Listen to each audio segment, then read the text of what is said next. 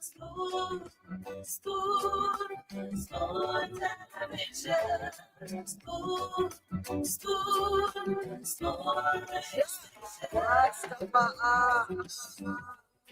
Spoon gonna tell you what is happening in Liberia. Spoon gonna tell you what is happening in Morovia. Spoon gonna tell you what is happening in Africa. Just to spoon you will know. If the children crying for salvation, just to spoon. You want to get a news update, my brother, to spoon. You want to know what is happening, Morovia, to spoon. Politicians want to make their decision, just to spoon. You want to know what happening in the ministry, to spoon. Yeah, to spoon. Yeah, to spoon. You from Bonjama, Maryland, to spoon. Yeah, to spoon. Every keep on gradually, my brother, to spoon. You got a spoon TV, you got a spoon radio, to spoon. Yeah, to spoon. You want to get a news update, to spoon. What? Yeah, Rastafari. Kilibamba, kilibamba, kilibamba. Kilibamba, kilibamba, kilibamba. What I want? Yes, party. TV. Yes, party. Spoon TV. Spoon.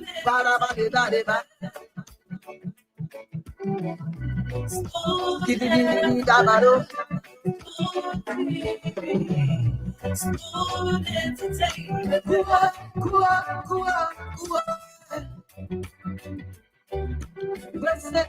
On the phone to get your information. On the phone to be fashion. Spoon television.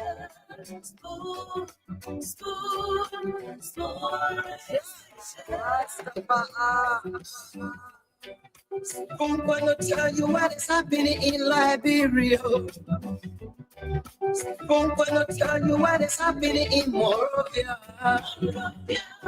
Spoon gonna tell you what is happening in Africa.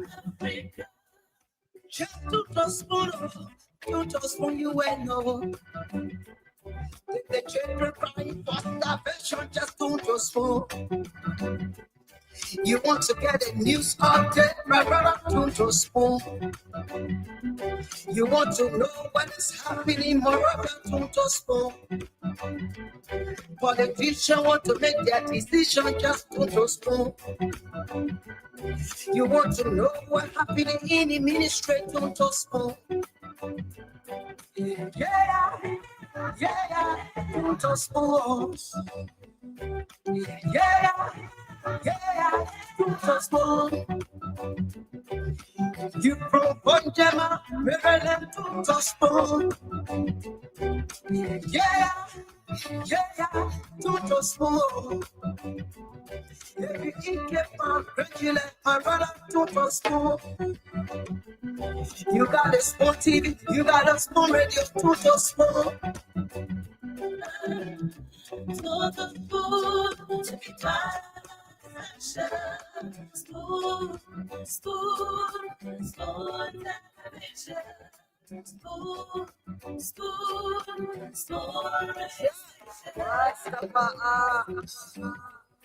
Spoon gonna tell you what is Hey folks, I'd like to welcome you. Thanks for joining us again tonight on another edition of the program.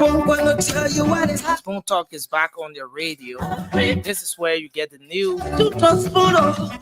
This is where you get the updates. This is where you get to hear Liberians speak. And of course, you want to get a news authentic information about the happenings across Liberia. You want to right here comes your way every night on the program Spoon Talk. Spoon Talk, you get to engage with the policymakers as well. This is why we're here every single day, making sure that we bring you up to speed with the happenings across Liberia. Welcome to Spoon Talk. My name is Nelson Colette. We're live across the Spoon Network, Spoon FM 107.5. We're live on Fabric Radio 101.1.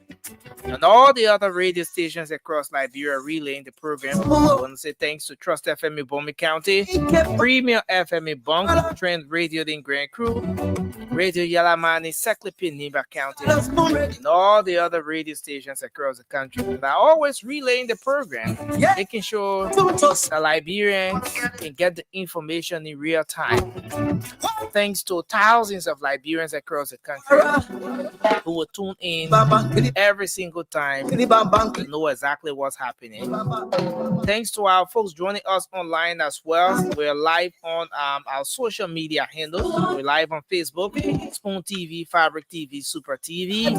We're also live on YouTube, and our YouTube handle is Spoon Talk Live. I want to welcome all of you tonight. It's going to be a very engaging conversation. As you saw, Councillor Creighton Duncan will be the guest tonight, as you saw earlier on the flyer. So just brace yourself, get ready for an engaging program, an engaging edition of the program Spoon Talk. Very informative. As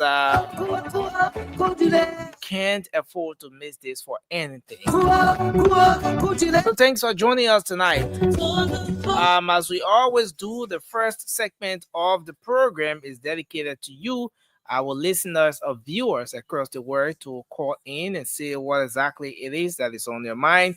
What exactly is the issue you want to talk about, be it health, education, sanitation, the environment, whether religious, political, social, economic issue, just anything that you want to talk about. We get to dedicate the first segment of the program to get you talk about those different issues that are of concern to you. And so we're activating the lines now to get you come through with your concerns tonight. You can call in on 0555 101075, 0555 101075. I'm going to pull the WhatsApp up as well, so you can call by means of WhatsApp and share your thoughts on the different issues tonight. So welcome to the program. My name is Nelson Colette. This is Spoon Talk. Kindly share the program as you join us tonight. It doesn't matter where you're joining in from. We would appreciate if you were to just kindly share the program tonight as you join us. But I see a lot of you joining in. Let me just welcome a few of you coming on tonight. I see May Moore is here. Thanks for joining us. I see Phil Hammer is joining in as well from Rhode Island. Andrew Ba is coming on tonight as well. Thank you for joining us, Andrew. I see Ruben Soko is here as well from River G County. CDC Papi Keita, Success for Life. Thanks for joining us. The Voice of Lawala Zoo should be there in Lofa County. Thanks for joining in as well. Jonathan Swim is here from Gardnersville City. I see Abu, it's Barlin Kamar. Moving so far. Samuel Peters, thank you for joining in. I see Jerome Benya is here as well tonight. Thanks to all of you for joining the program.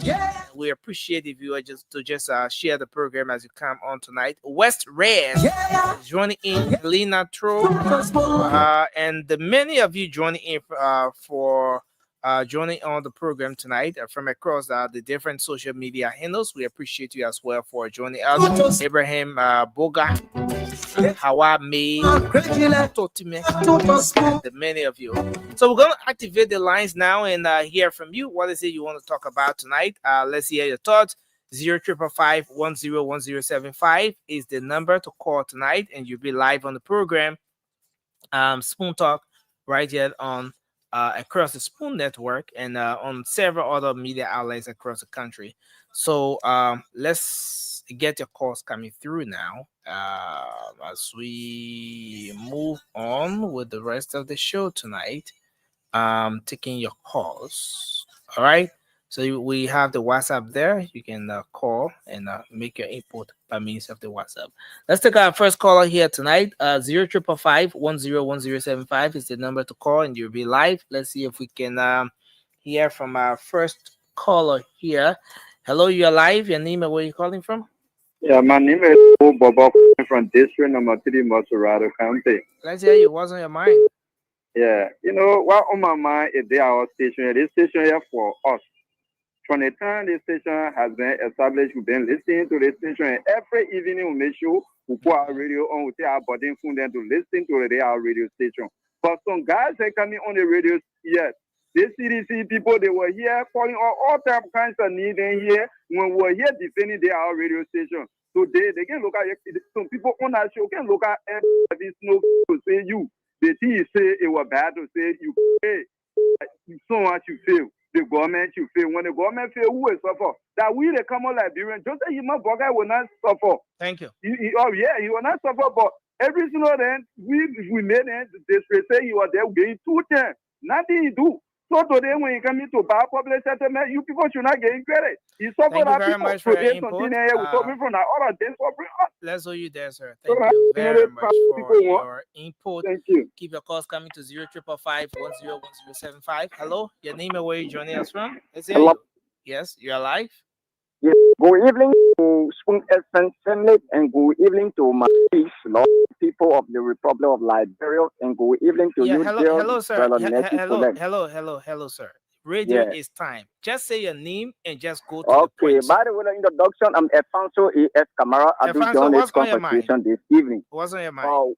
What all my mind have to do with the issue of Ministry of Commerce and Industry. Okay. I want to speak of to the minister directly, Madam Minister, Your Highness. Please take your team to go on a Liberian market and inspect those our commodity on our market today. All of those commodities, half of it is expired. People are not observing the expiration day. So Minister of Commerce must please apply their big delegates to go on a few do this inspection. Many of who we are eating, we are carrying on consumption is very contaminated for human consumption. Thank you. So Liberia are getting sick. Many diseases we are encountering because of the expiring food, like the chicken, the talking wing, all of those stuff. I have read all those things. Most of it is expired. Thank you very much for your input. Let's hold you there and take another person. Hello, your name and where you come from? Go ahead, let's hear you. Let's go evening. Yeah, go ahead. Let's hear you quickly. Thank you. Teku Favana is money into community. Teku, what's on your mind? Honestly, let me say this. If you see with the Liberia, we're talking about Edwin Snow. Let's division on that Edwin Snow is now an ordinary person. That's what we're talking about. If to say he ordinary senator, but the role why he play at ECOWA, that's what we're doing. That otherwise, Odinso now he funded to say he can tell the police or he can say Edinson is that a human being, but the party play at ECOWA. If you're not coming, who coming to our company? They take it out go to as I say with the opposition. So let them tell all the party why Edinson coming on. Who know to say the men for party. But let the men that are position. So let the citizen get down at the back. Thank you very much for your input, sir. Let's hold you there. Take another person here. Hello, your name and where you come from? Let's hear you. Yeah, there's something that's coming from Oro. Something. What's on your mind, sir? Yeah, please give me lecture. What my mind is that Falcon is going too much for itself. The FBI Director General, because today, this morning, on one of the platform this morning. That water spoon you were put him off on. We are in America, spoon stare him through all that immoral line. Come and say, if the American people don't send them in the jail, they are business in it. You go to America, once you're to school, go against the little boy, Go continue open your way. This snow, you put him up on snow before you can go back to FBI. Go to FBI. There's still snow you're baking to pass a confirmation here and there. So why you can't sit down? Thank you. They sit down here and let American people to chat it up from here and tell you over. The water spoon will continue to open. The more I go and get the boy because he open up to everybody. Thank you very much for your input, sir. We appreciate you. Hello, your name and where you call from? Let's hear you. Yeah, I'm Morris. I'm calling from Tuboro. Morris, what's on your mind? Yeah, what on my mind had to do with the Labrador National Police. I think we all know that the police are there to protect life and property, but they are not protecting life and property, especially in Red. They are harassing our young guy that ride motor, but that's what on my mind. Thank you for the show. Thank you very much for your input. 0555-101075 is the number to call. Hello, your name and where you calling from? My name is Hussein. I call from Jacobstown in District number 2. What's on your mind, sir? Let's hear you. Yes, thank you. So what is on my mind? I want to use this opportunity and this platform to say thank you to the President and the Minister of Foreign Affairs and all other ambassadors and all Liberians around the world wishing Liberia well to win the non-permanent seat at the Council. Tuesday will be the election. I'm encouraging all Liberians from different political parties, different political spectrums, different political beliefs to join others to support Liberia bid for the non-permanent seat. And Tuesday, I'm going to be in my red, white, and blue campaigning, right? And praying on my knees so that Liberia can win that non-permanent seat. Thank you. For our country, Waka will not take the glory. That will go to all Liberians. And the benefit, we have an effect on all Liberians so that Thank you very much for your input, we can pray on behalf of Liberia to win the non-permanent seat. All right. So, thank you very much for your input. Hello, your name and where you calling from? Hello. Hello, can you hear me? Yeah, getting you. This is Patrick B.I.U. and I call you from Shoe Factory, Ghana. Yeah, Patrick, what's on your mind? Yeah, what's on my mind has to do with the additional, Rigman rule. I'm urging Eddie Snow. He owes nobody apologies. I heard on the show last year how you got the revenue share, you apologize and whatever. Snow shouldn't apologize because like nobody interpret you wrongly. Then they say you should apologize. Snow is the speaker. Snow can interpret his own speech better than anybody. When the president went low far and said, my people, if you see, you can see, or maybe you see stealing on your own habit. If you steal, I say you shouldn't steal, but your family should benefit. They interpret it the best way to suit the president. You call the trusted minister came out and interpret the Supreme Court ruling here, and it brought almost like a 7 months stuff on us here, and everybody listen to it. So none of us you can't twist. Thank you very much. Let's hold you there and take another person. Thank you. Hello, your name and where you call from? Yeah, good evening. Good evening. My name is DJ. I call from LACC, my president. Okay, what's on your mind? What's on my mind is off political thought, and I want please she want to take one out of the topic. No, the same thing I met here, I don't think is right. This GSM company, especially Orange, you buy airtime. Then if you don't use it, they take airtime you into 24 hours, which is very wrong. I use my money, pay for airtime, then you take it back to sell it to another person. It's very wrong. I think you should look into this thing, and the government should ask the FTC should stop them using this means. Buy your airtime, then remove, they take it back for you if you don't use it. It's very, very wrong. I live in a country like Nigeria. They don't do it. Ghana don't do it. Thank you. Why they come here and cheat the Liberian people? So please, this one, I wanted the topic for end of the day. The FTC, Orange, Orange. All right. Thank you very much. Hello. Your name and where you call from? My name is Kelvin Flumo, calling from Kelvin, please go ahead quickly. There's a feedback, Kelvin. You want to walk away from your radio, sir.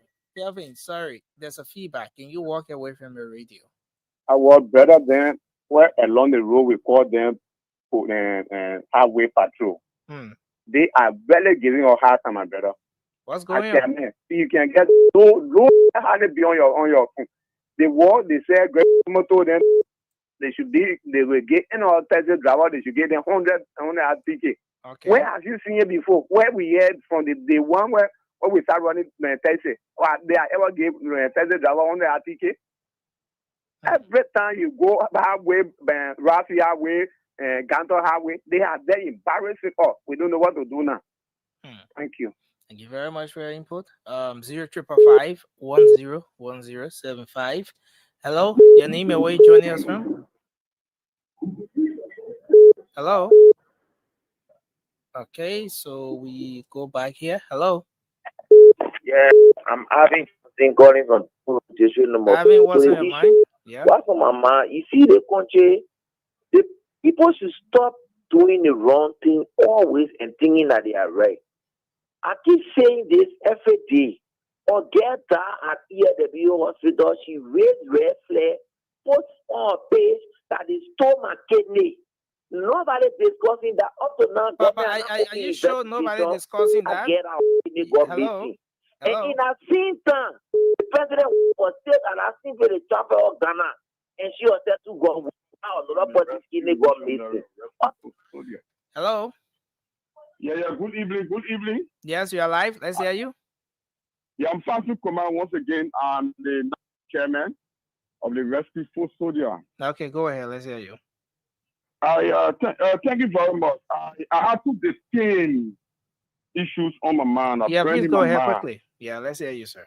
Yeah. The first one has to do with the comment ministry. The comment ministry plays a vital role, in the economic system of the country. Okay. Yeah, it's very, very cardinal. So I think people who are at the hand of leadership there should be very proactive. Thank you. Because the livelihood of Liberians are heavily dependent on the working of the comment ministry. Okay. But over time, since the appointment of Minister Madeline Dagote, all we are seeing at that ministry, the morale of that ministry has dropped drastically. There have been high level of performance on her part. In fact, allegation is even emulating from that ministry. Hello? Go ahead, you are live. Go ahead, sir. Yeah, you are live. In fact, allegation is even emulating from that ministry. Thank you. She has been on replacing people that understand that sector with police. All right. Okay. Hello? Yeah, Thank you very much. I want to call the president to keep an eye on that ministry. I play very vital. We can have a woman that practices. Thank you very much. Hello, your name and where you call from? Let's hear you. Hello.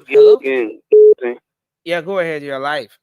Yeah, that was I stopped for them one money day. I came to the station that today they put denial for entering.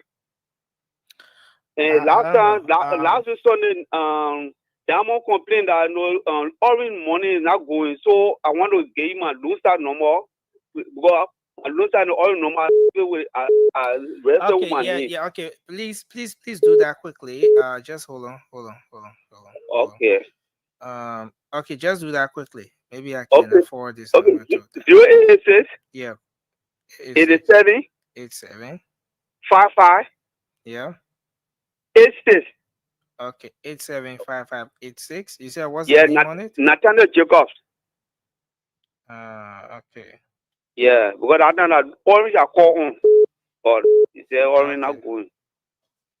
All right, thank you very much. Okay, thank you. 0555-101075. Hello, you are live. Your name and where you call from? Let's hear you. Yeah, I call you from. You want to be all over a bit? Let's hear you. Yeah, I call you from Salala, Lower Bon Country. My name is Dennis Siafa. Mr. Siafa, what's on your mind? Yeah, like what the previous caller just said. The orange and Lusa company, they go extorting or they're stealing from us. The other time they did to me, I almost cry. Can you imagine? I put my money, I went in and pushed it. Next day, just as soon as that hour, what a minute of buying. Something is for you. We bought the money. At the end of the time, take it from us. They both check that money from my phone. Wanted to do my calling, watching call. Nothing was easy. I was far off from any charging error or any error. I mean, around the time to put money.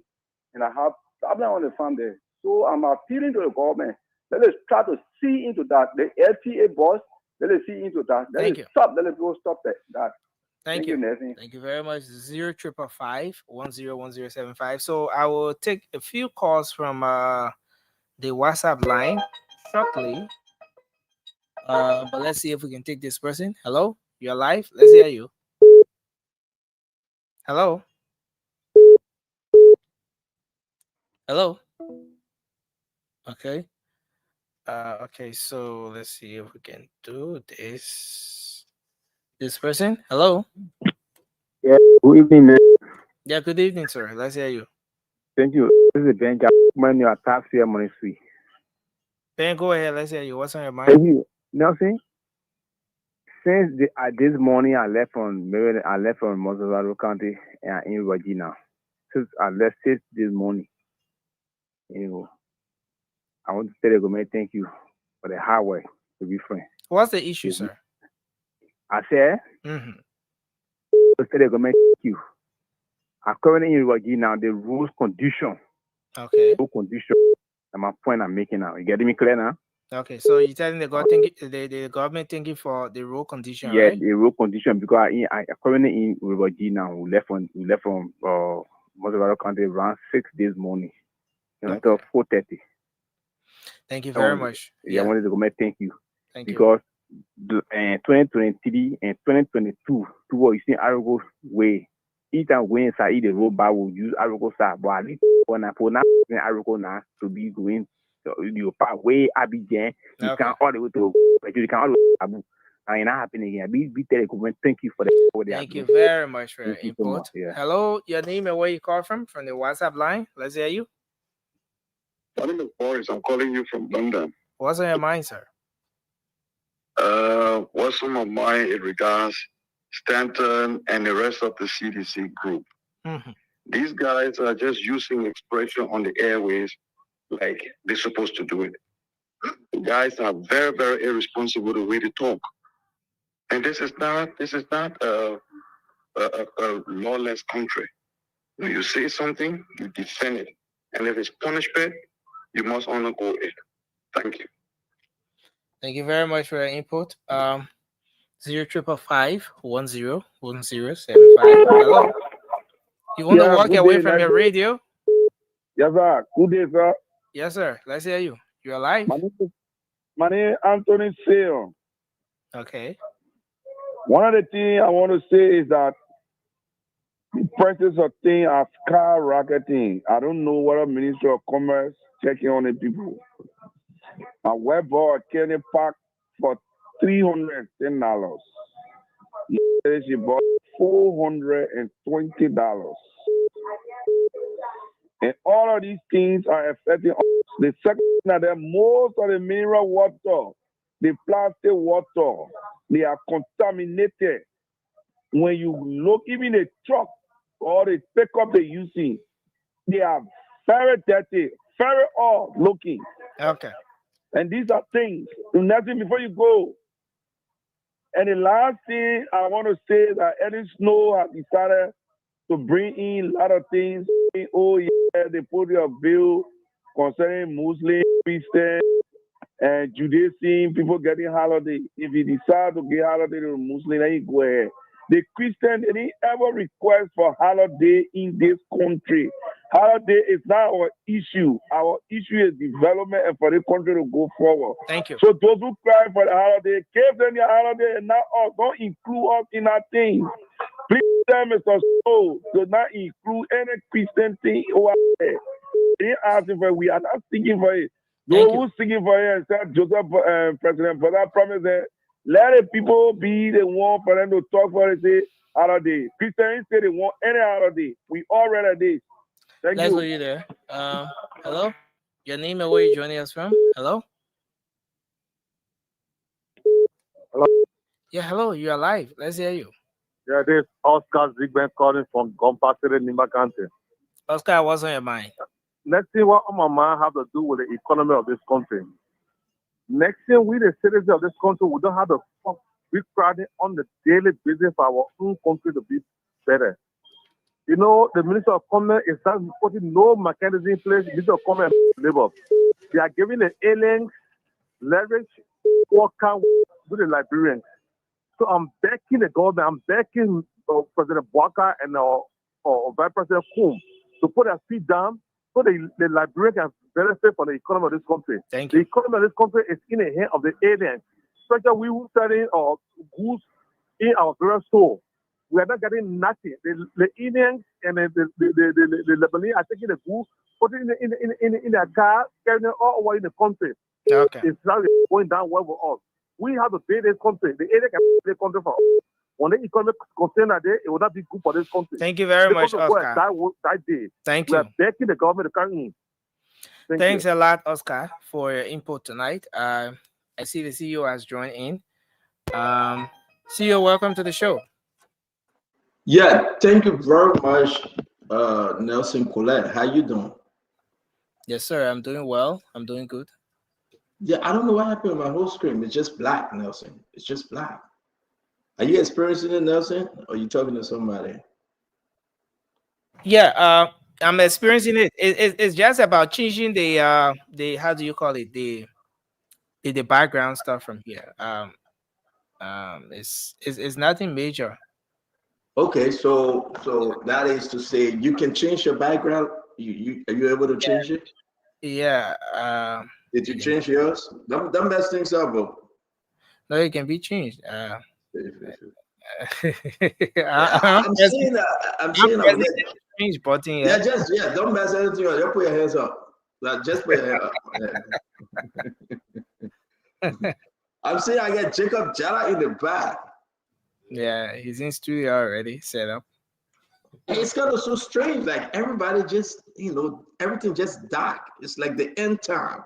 Look, everybody that even following the class, man. It's like the end time. It's just kind of dark. So I mean, that's the way it is. But we want to welcome everybody. I see Jacob Jallah in the back. We're going to have the Honorable Senator Quentin or Duncan. Let me bring Jacob on. It's good to be here. I know you are taking more calls, and it's good to be here that we can have some serious discussion tonight with the Senator Quentin Duncan. It is so beautiful to be on the show today. Jacob, what's up? How you doing? Doing good, yeah. I'm happy to be here today. I mean, you're firing from different angle, and again, you're firing from different angle, but it's just good that we can have a show with the senator. I've been seeing Senator Quentin Duncan firing a lot, so I say, but it's Senator Pat from Sano, a Sano boy, and listen, let me just invite him to hear him on different issues. You talk about the natural resources, you talk about everything on different issues, but he's firing though. It been a while. You came in once, and since then you disappeared from us. How you been doing, man? How you holding on? Oh no, I've been doing great. Been doing pretty well. Yeah, we're on the ground. We engaged into private activity, doing our own thing to put food on the table. But at the same time, we're very much interested in what is going on in the country. We've stated our disquiet already in terms of development in the country over the past 1.5 years, and then we're very much uncertain and unclear about the direction of the country and the different policy decisions that have been taken. And I'm sure we have the time today to go into some of the details. In that period, I have joined the CDC, and I'm happy to be in the fold of this great movement of the people. And I've been on board, trying to support, strengthen policy debate, policy dialogue, and try to make the case. But you did something. I know we have the senator in the back. We'll bring him on, right? And the reason why I saw you in studio, I said, let me just join me because the senator will come on maybe in another 5 to 10 minutes, right? But I said, let me join me real quick. I see Fubi coming on and the rest of the guys then. But for you, though, you did something a few weeks ago. You had a flip over. Should I call that a flip over? Well, I don't know what we can call it flip over, because in the past, I have not really been a card-carrying member of any political party. However, I have supported the Unity Party in the past.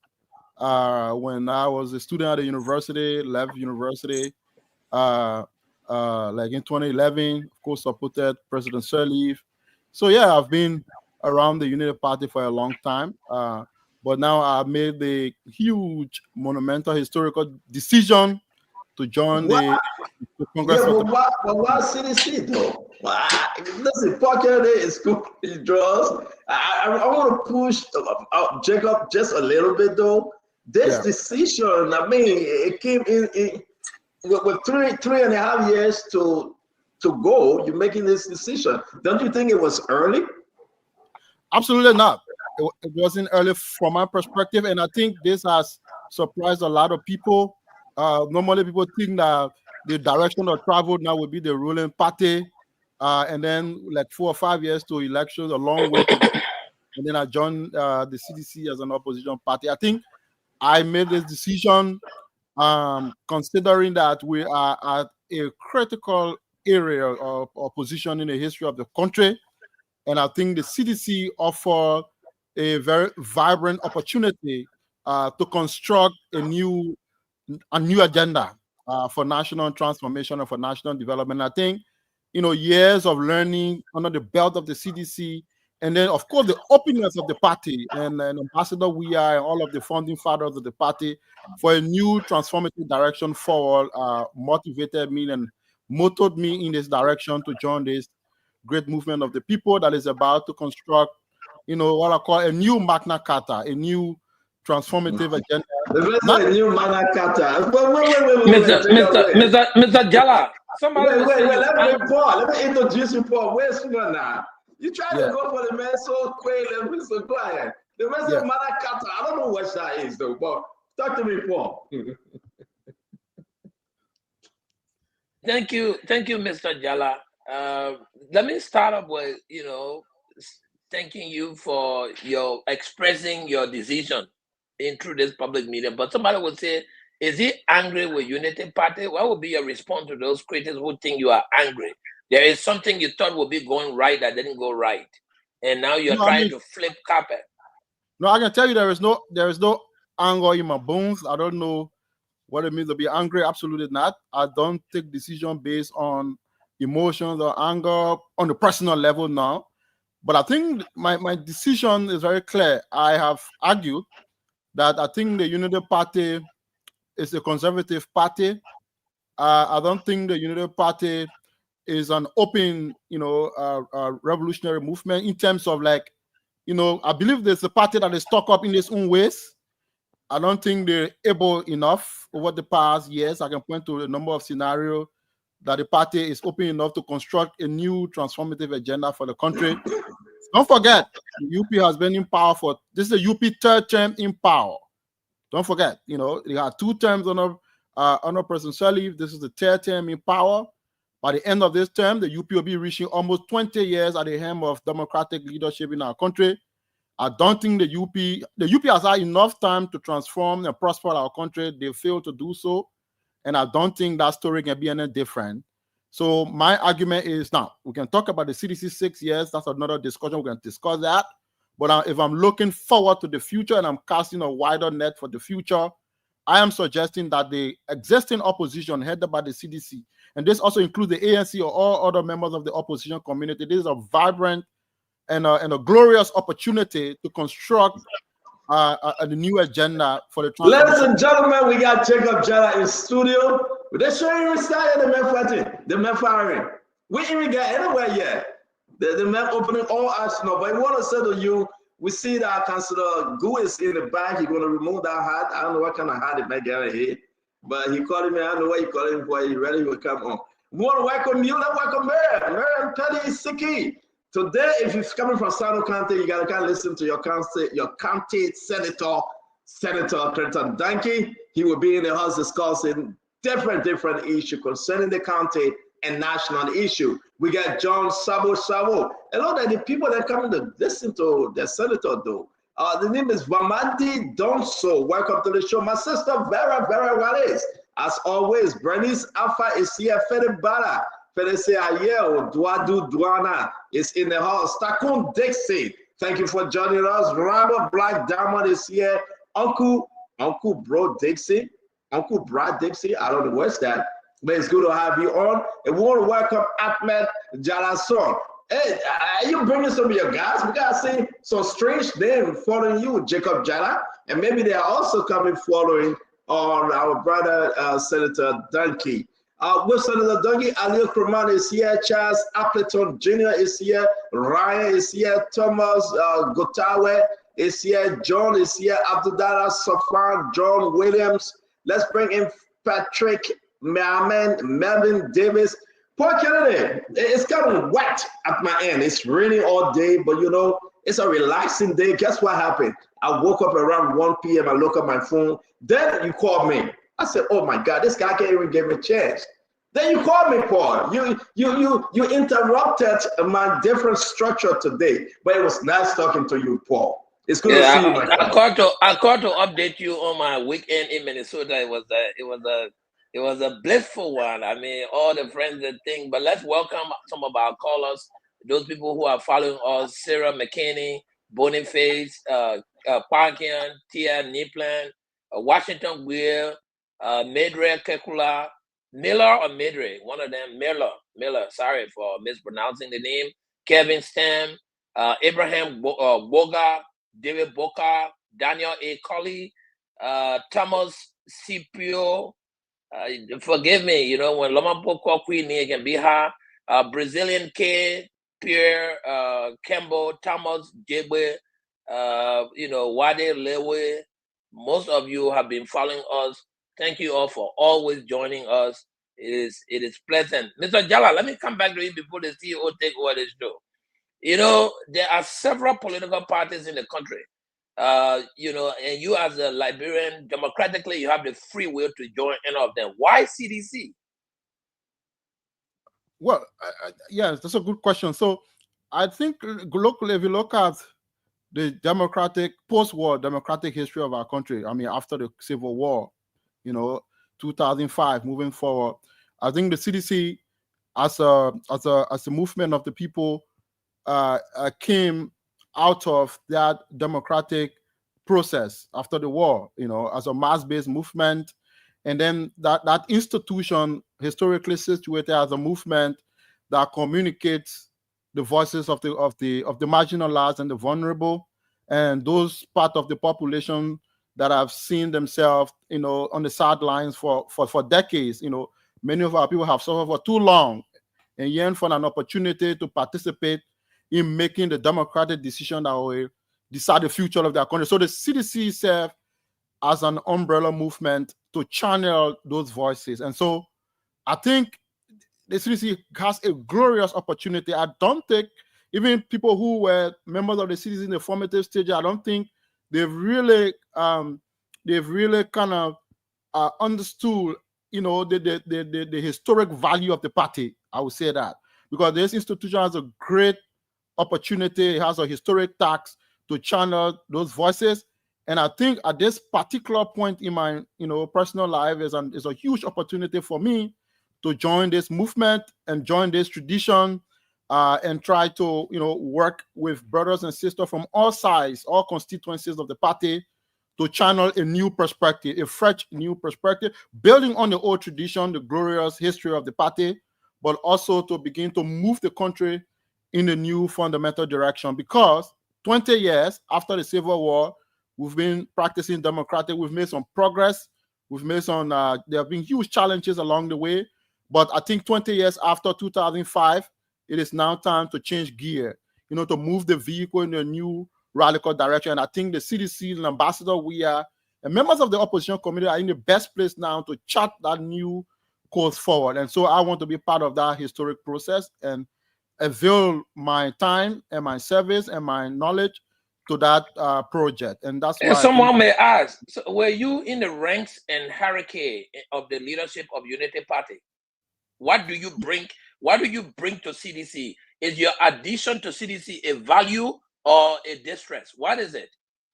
No, I didn't hold any recognizable like leadership position in the Unity Party in the past. Absolutely not. Of course, I have formed part of the party campaign team in the past, and we have communication on a share leave and all of that. So, you know, anyone who knows me knows that I've been a kind of a prominent an actor in and around the Unity Party for some time, not formally in the structure of the movement, but I think it is time now for me to play a new historic role, and I think the CDC is well placed to allow me to express that perspective as we chart a new course for the future of our country. Just before I go to my colleague, are you an asset or a liability to CDC? What are you bringing? Are you bringing a breading or a gold mine? Oh no, I mean, I would say I'm a nobody. I'm just a volunteer. I said it when I joined the CDC. I did not join the CDC for power, not for money, not for recognition, not for fame. I have precisely no interest in any of those. Anyone who knows me, and I'm a simple soldier of the African people, and I think I joined the CDC to form part of a new project. And I think George Manewia is in the right historic place to provide the leadership required to take this country in the new transformative direction. I think the Unity Party does not have the mojo to do that. It's 12 years, it's 14 years now, 13, 14 years going. And I think they've not been able to tackle the real issues that we have to deal with. I think the CDC has a second chance and an opportunity to build a broad church of political parties to begin to chart a new democratic assault for power, and then construct a new democratic agenda that will actually fix the real issue we have to address in this country, which the Unity Party has failed to address after over a decade in power. Again, we want to say to all of you, my brother Jacob Jallah is here. He's contributing tonight. Our guest for tonight will be the Sano County Senator, Duncan. Usually, we bring in the senator around 9 p.m. So what we do, we jump into the show. We should be taking phone call by this time to put some Zico in this, because seeing the jumping, the grasshopper jumping, and you know, by our brother, I say grasshopper because we got some folks here from Lofa that can eat grasshopper. All right, I just like to go back to that. Our brother Councilor Gu is here. You know, he enjoyed it a lot. And we also get Tadakala. Gray is here from the other side of the block. And Creighton, how you call him, Councilor Good is joining us also. To all of you out there, want to say we acknowledge you. Thank you for joining us.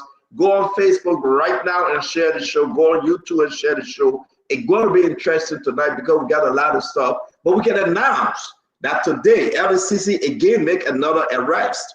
You know, after they have invited this young lady for so many times, Sonita Duncan, you know, they invited James Momo from the MCC, misappropriation in a huge amount. These people saying, well, LACC can do anything to them. So we woke up this morning, and guess what happened? Bam. We realized that the LACC were on their tail. Let's watch some of the video, few seconds here, few seconds there, but just listen to this one. Sonita Duncan has been arrested by LACC. The director for curriculum of MCSS, she has been arrested by LACC. All right, I think it's a good thing though, but what make it interesting, said the board of directors wrote the president, Joseph Yemambuaka, and asked the president that they should be, with the report from FIA, that they should be suspended, removed pending the investigation. The president have done that? Zero, nothing. Right, Paul? LACC is still after them. Let's see another quick video here. No, we'll talk about Jeremiah Kuhn. Let's watch this one. So the MCC Director of Curriculum is now leaving the grounds of the LACC along with legal representatives. Thanks for watching Spoon TV. So they went in and we got more video. They'll say if you can please upload those videos. We saw the picture. She was getting in the officer car, and again they took her. She called her lawyer, and she didn't place the call. James Momo placed the call, the superintendent James Momo, and asked the lawyer to go and meet her. This is Sonita. There you go in the compound of LACC. This is huge. But you know, guys, you know, people say, but Stanton, why are you after this? Because the MCSS, we got pictures and video today. You cannot enter the compound. James Momo brought in security from all over, and they beat on some of the staff. They beat on some of the staff, and guess what happened? Some of them in the hospital as we speak today. So the question you want to ask yourself, why President Boaga ain't doing anything? Imagine the board came together and make the big recommendation, but the president have done nothing. So who the president listen to? And Liberians, my fellow Liberians, let it be fair. When the allegation came up, the president said, let's wait for the investigation. FIA investigator, we got a document, I will share it after talking to Senator Duncan. FIA sent out big information, a lot of money. It went to LACC. LACC made recommendations. They investigated. They called them. The board of MCSS met. And then the board of MCSS, when they met, they asked President Boyga, make recommendations and say, Mr. President, we have the letter. Can you fire? Can you remove these people? As of today, nothing. LACC were forced today. Met the lady on the street, they grab her and put her in the car. So who is our problem here now? Watch a 7-second video. Just 7 seconds. Watch it. Sunita Duncan has been arrested by LACC. The director for curriculum of MCSS. She has been arrested by LACC. So great, great. Talk to me. Well, who is Liberia problem? What's the issue here? And I will lay this up because we get all the document on MCSS. This woman, the allegation that she stole money, the allegation that James Momo stole money.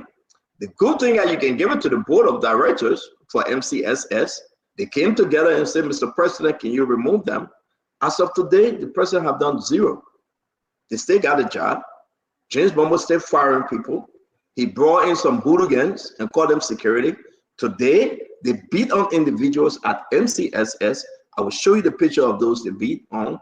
They took the report to the police depot, and the police identified one of the guys and say, but this guy is always in trouble. We have jailed so many times. What's going on? Yeah, start on. Let me say welcome to Jacob. You know, I would love to quote him. I won't want to be like the Minister of Information who quoted someone to his own thought. I love when Jacob said it's time for a new historic role to be played, not just in the CDC, but in Liberia.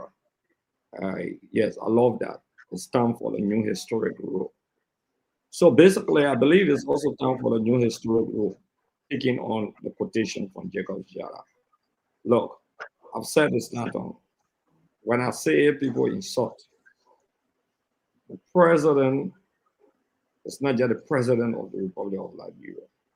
He's the commander-in-chief of the armed forces.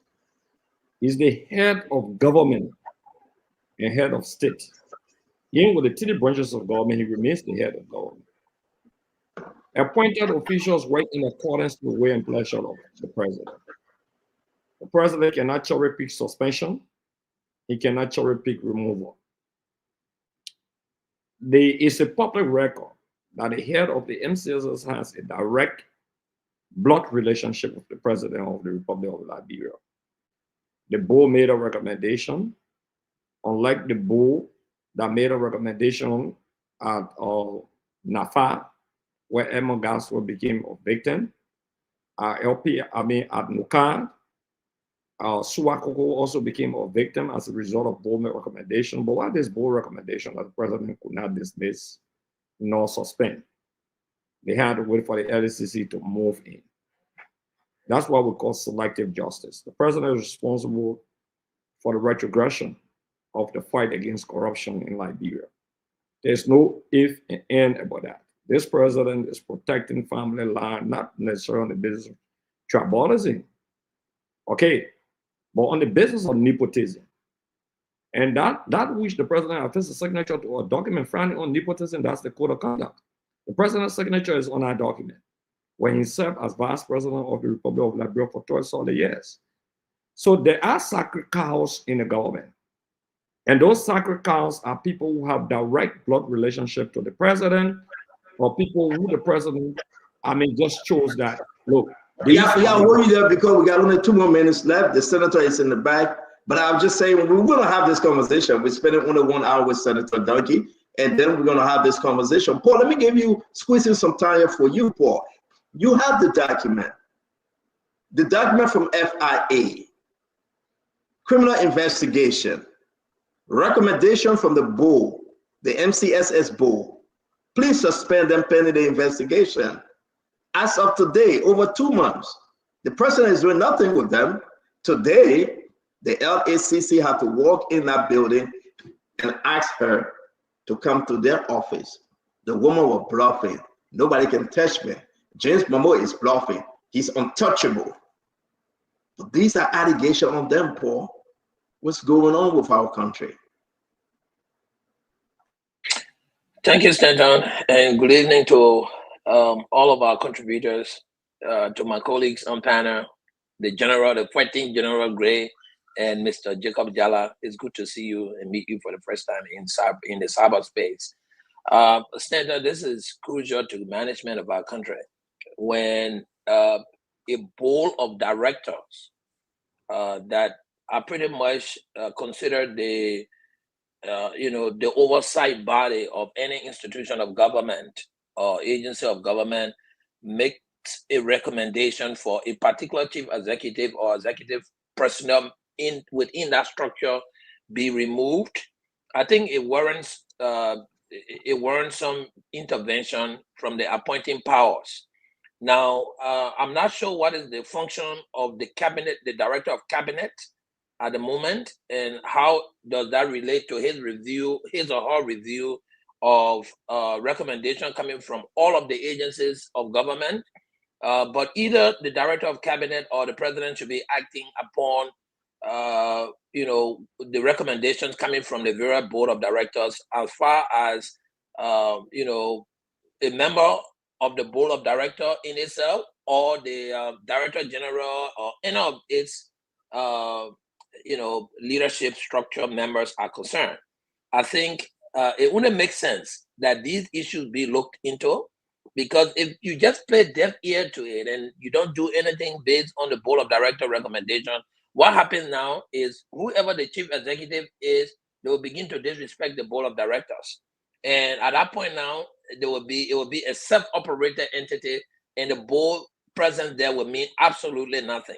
Because at that point, going forward, the board members or the director will be at loggerhead with the executives who are running the secretariat of that agency. So for the progress of good governance in our country, it wouldn't make sense for our leadership, especially the appointing powers, to pay some ears, into what recommendation will be coming from the board of director. The board of director is your eye. So let me, again, we will discuss it. Paul, thank you very much.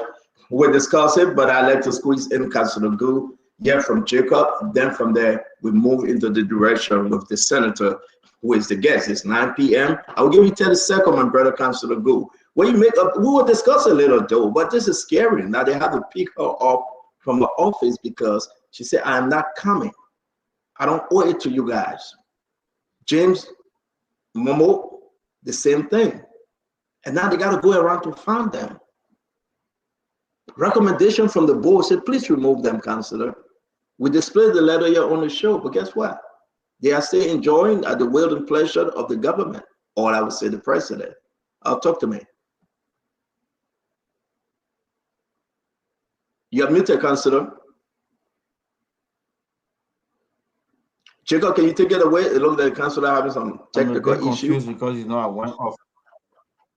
Okay, we'll get back. We'll bring you up to speed. Jacob, let's give you 30 seconds, and then we'll bring you Honorable Duncan on. Yeah. So can you hear me? You're good. You're good, Jacob. You're good.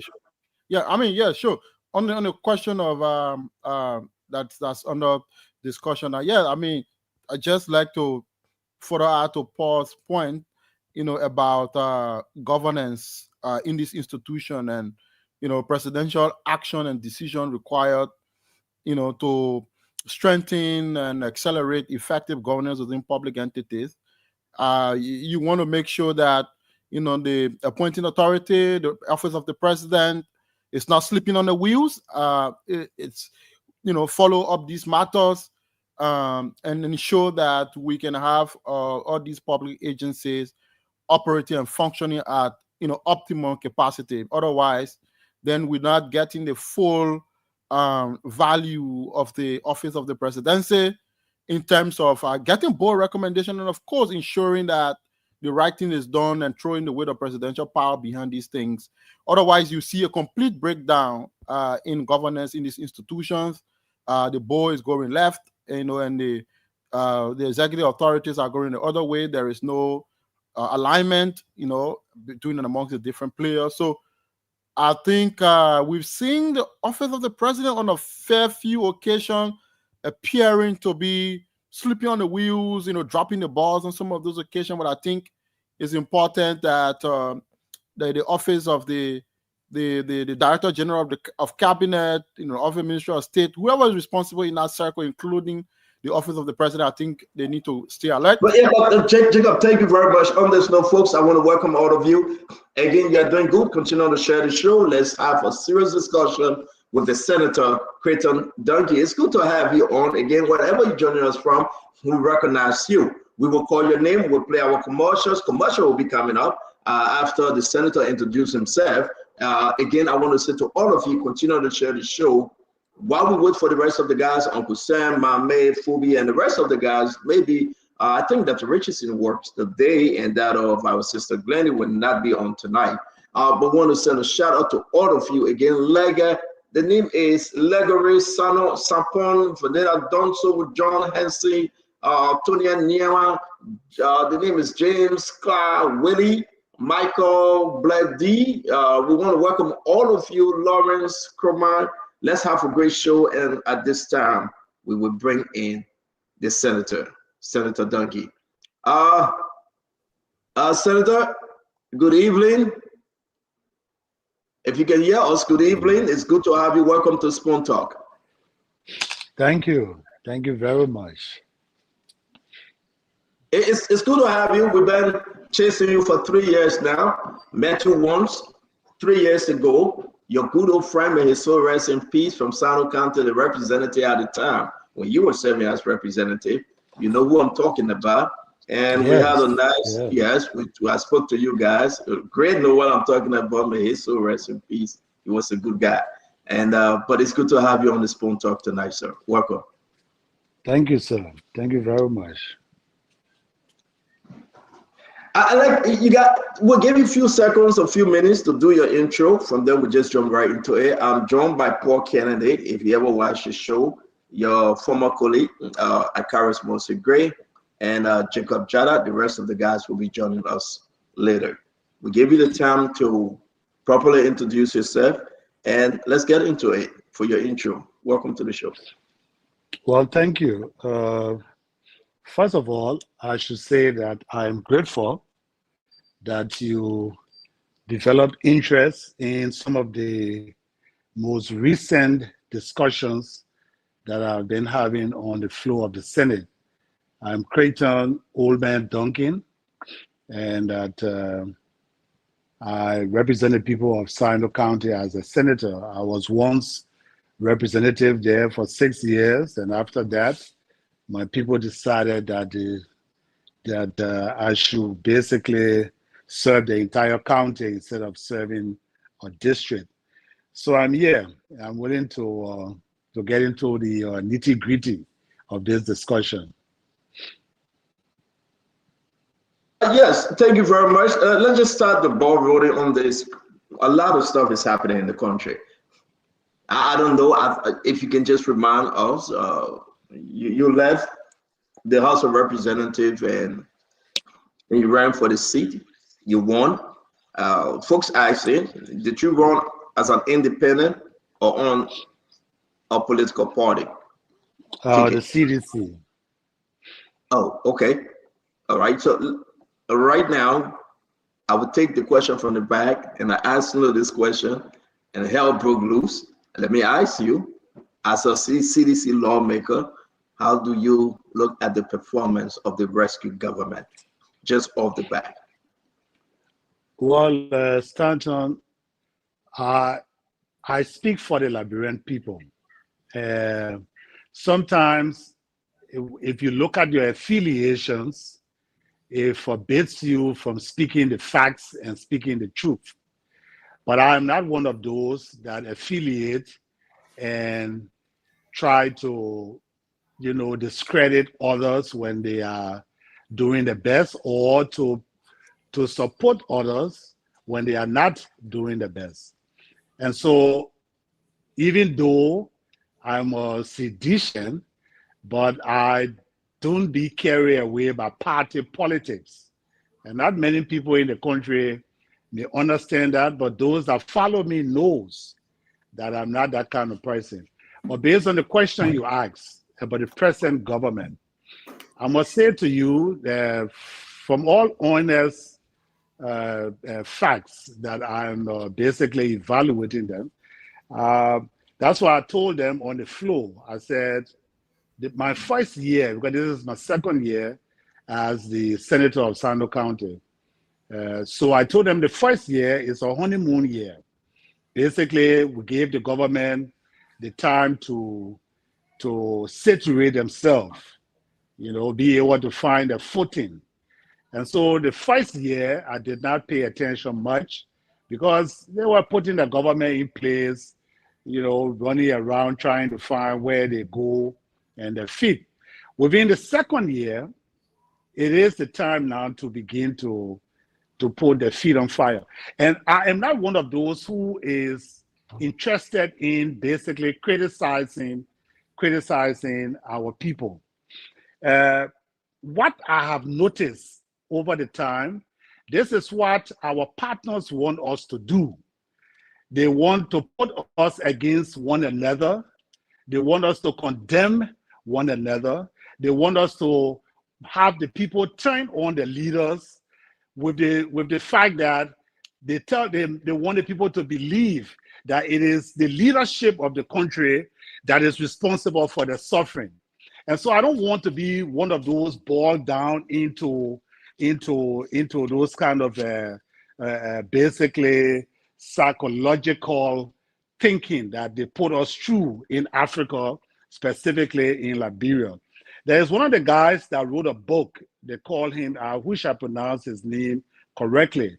They call him Sheikh Nana Diop.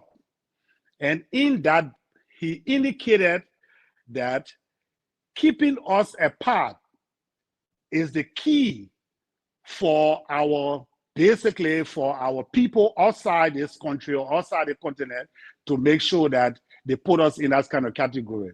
So they always, they never want us to come together. They never ever. Senator, let's just make it, let's just make it easier. How do you rate this government? Oh, but this is what I'm trying to tell you. No, I don't want to hear about what the partners are saying. Yeah, it's the fact, Mr. Spoon. Yeah, it's the fact.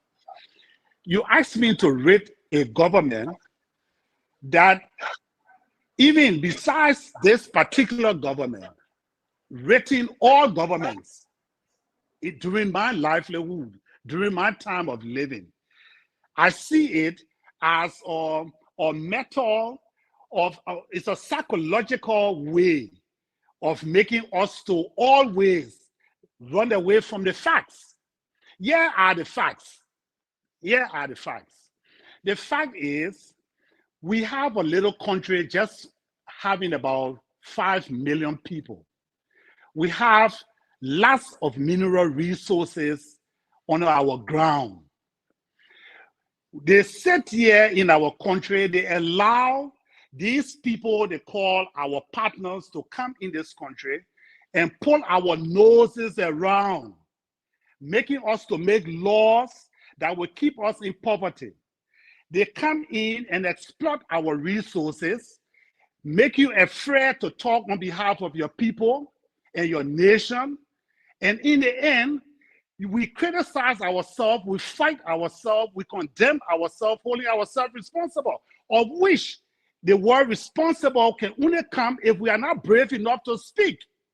But the psychological aspect of it is But what I'm my talking. question, How do I grade a government yeah. that the IMF, hold on, how do I grade a government that the IMF will tell you, say, you can't borrow money from some other entity?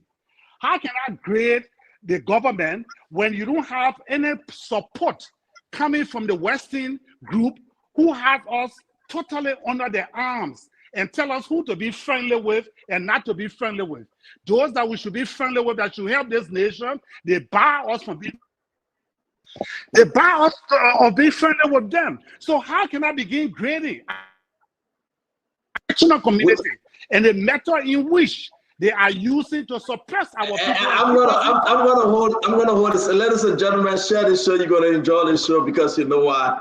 We got the senator that is so fiery. He's in studio. We're gonna have a good conversation with Senator Duncan. I asked only one question. The senator is beginning to put everything out there. But I want to say to all of you though, continue to share the show. It's good having Senator. For the record, before somebody hold me responsible, Senator Creighton Duncan is my cousin, but we'll put a cousin in there aside. Let me just announce it now because people saying, well, Stanton, that your cousin there, yeah, and then no. Let me announce it now. Let me put that one out there before Uncle Sam hold me responsible. That's my cousin, but nobody, most people in the country didn't know, and I'm going to stay here today to ask the tough question. There is no cousin business, and you know me. Senator, can you hear us now? Can you hear us? Yes, Am I okay? I can hear you. Okay, so let me stick to the record, Senator. Just my second question, and we'll bring the guys in. I asked you the first easy question because what happened, we just need to know, how do you grade the government? Is the rescue government performing to the rescue agenda, Senator? For the past 17 months, are they rescuing? Yeah, that is another question you asked. Are they performing based on their agenda? And that's why you're asking? Yes, sir. Okay, so here is the fact. The fact is they come up with an agenda. They call it the arrest agenda. Good intent, very good intent. How can you live up to the arrest agenda when the West, when our international partners have set up a market supply base in Indochina, India, Vietnam, Cambodia, those places, that they are producing rice to supply Liberia? Forget about the world. Let's use, let me come locally to supply Liberia. $200 million United States dollars that Liberians use to purchase their stable food every year, Mr. Spoon. Now, you come with an arrest agenda and it has agriculture in it. How will you succeed? How will the rice be sold? Do you think they will allow us to stop them from making $200 million every year on us? You see, so this is, then they come with that good intent. Then in the end, they realize that it cannot be achievable simply because the international politics of it. That's why I want us to move our mind from the local concept. The local concept keep us fighting each other, and that's all they want us to do. Yeah, it's an example, Mr. Spoon, and the panelists, those on the panel there. We in this country, our goal for last year, we exported in total of 7.8 tons of gold. Liberia, 7.8 tons of gold. They tell us that we should not be in charge of our gold to harvest it, to mine it. But Senator, we will get to our natural resources and the concession. Those are the reasons why you are here. We will get to our natural resources and the concessions. I just want to pause you for a minute. How can I analyze? How can I assess the arrest agenda when with all good intent that they may have can never be achievable? So again, Senator, we will get there. We saw you fire on the phone. We saw you fire on the phone for almost 3 days. Used by the West. Is that, Senator, can we talk to Dama? Whereas as we condemn our people, then they come in and get Senator, Senator, let's talk fighting to our people. Then let's they talk come to in and extract let's talk our to the resources producer. and allow us to be fighting one another. Let's talk to the We producer. gotta Let's talk to face the the reality producer. here. Let's talk to the producer that was you. Damo, can you set up the senator earpiece, please? Can you work on it? So Senator, hold on 1 minute. Let Damo straighten up the earpiece. You're holding your ear for too long. Can we find other means, Damo? Coming out. Is the producer there? I'm gonna ask him to please. Yeah, just tell him to fix it, please. Ladies and gentlemen, while you join us, continue to share the show. We are here with Senator Creighton Duncan. I'm so happy that we'll be having some serious conversation on concessions, on the natural resources, about the way forward, about the country. Liberia, the senator came up with a report from the GSA that the EPA has a problem. They brought up some vehicles. Again, we're going to talk about Liberia, the way forward under the youthful management, and what have the senator done for the people of Sando County and Liberia at large. We are so glad to have Senator Creighton Duncan in here as our guest for today. Let me bring you in, my brother Gray, while we manage with the senator earpiece. Welcome, Gray. Let's hear you. Thank you very much. Senator, how are you? Yeah, I'm okay. I'm all right. Thank you, my brother. Thank you. Hello? No, so hold on. They're trying to make some adjustment with his earpiece. Hold on, Greg. Yeah. Okay, so far, what is? Let me put the senator in the back. What is set him up? No. Hold on 1 minute, Greg. Let me make sure that he getting us right. The earpiece is giving problem. Greg, you guys keep talking. Let me put myself in the back and help. I really want to ask the senator a question. The senator, in my mind, is saying the arrest agenda can never succeed because of international quote-unquote manipulation or suppression. So it's like even the legislative agenda that should benefit the state will not succeed because of international suppression, according to him. You're asking a very good question. You say, look, how can you grade the government? The agenda of the government, how do you see it? Is it working? He says, no. Indirectly, he's saying it's dysfunctional because our international partner don't want to see it functional. I thought that was not a fair answer, so I want to ask the senator back. Senator, are you getting me? The senator is back, Green Man. Shoot with your question. The senator is better now. If I got it right, you are saying that the arrest agenda is dysfunctional because of international intervention or suppression, if I'm right. Senator, no, right? You are not. You are not right. I'm telling you that any agenda that the African man has is bound to fail. Forget about evaluation for now. Let's find the root cause of the poverty that we have been subdued to in this African continent. And now, you know the reason I'm going this way. I want you to understand it. We who claim that we have knowledge and we have the platform, I believe must have a different approach in educating our young people, in educating our old people, and in educating ourselves about what is actually happening here in Liberia and in Africa. Why the black man can never easily succeed unless you take radical approach to succeed. Now, so if you want me to join the old boat to be condemning, I look at the root causes before we can think on how to fix it. That's the whole issue. It's not about party politics, which I don't like, because it's about the Liberian people. It's not about, that's why I was telling Mr. Spoon just now. Look at ArcelorMittal. Look at ArcelorMittal. ArcelorMittal exported over 6.77 metric tons of ore, worth over $400 million. How much did we get back from that? How much? Now, you see, if you begin to identify why we are poor, then you will leave government and try to fix the concept in order for us to succeed. That's what I'm trying to say. Let me ask you my question. You are saying that no government, not just the arrest agenda, will succeed because the international community will thwart your efforts to success. So Yes. having said that, that means everything dysfunctional in terms of programs, in terms of policy, because international partners or investors or whatsoever will try to thwart your efforts. Yes, Senator. I should. You said about Carlos, radical.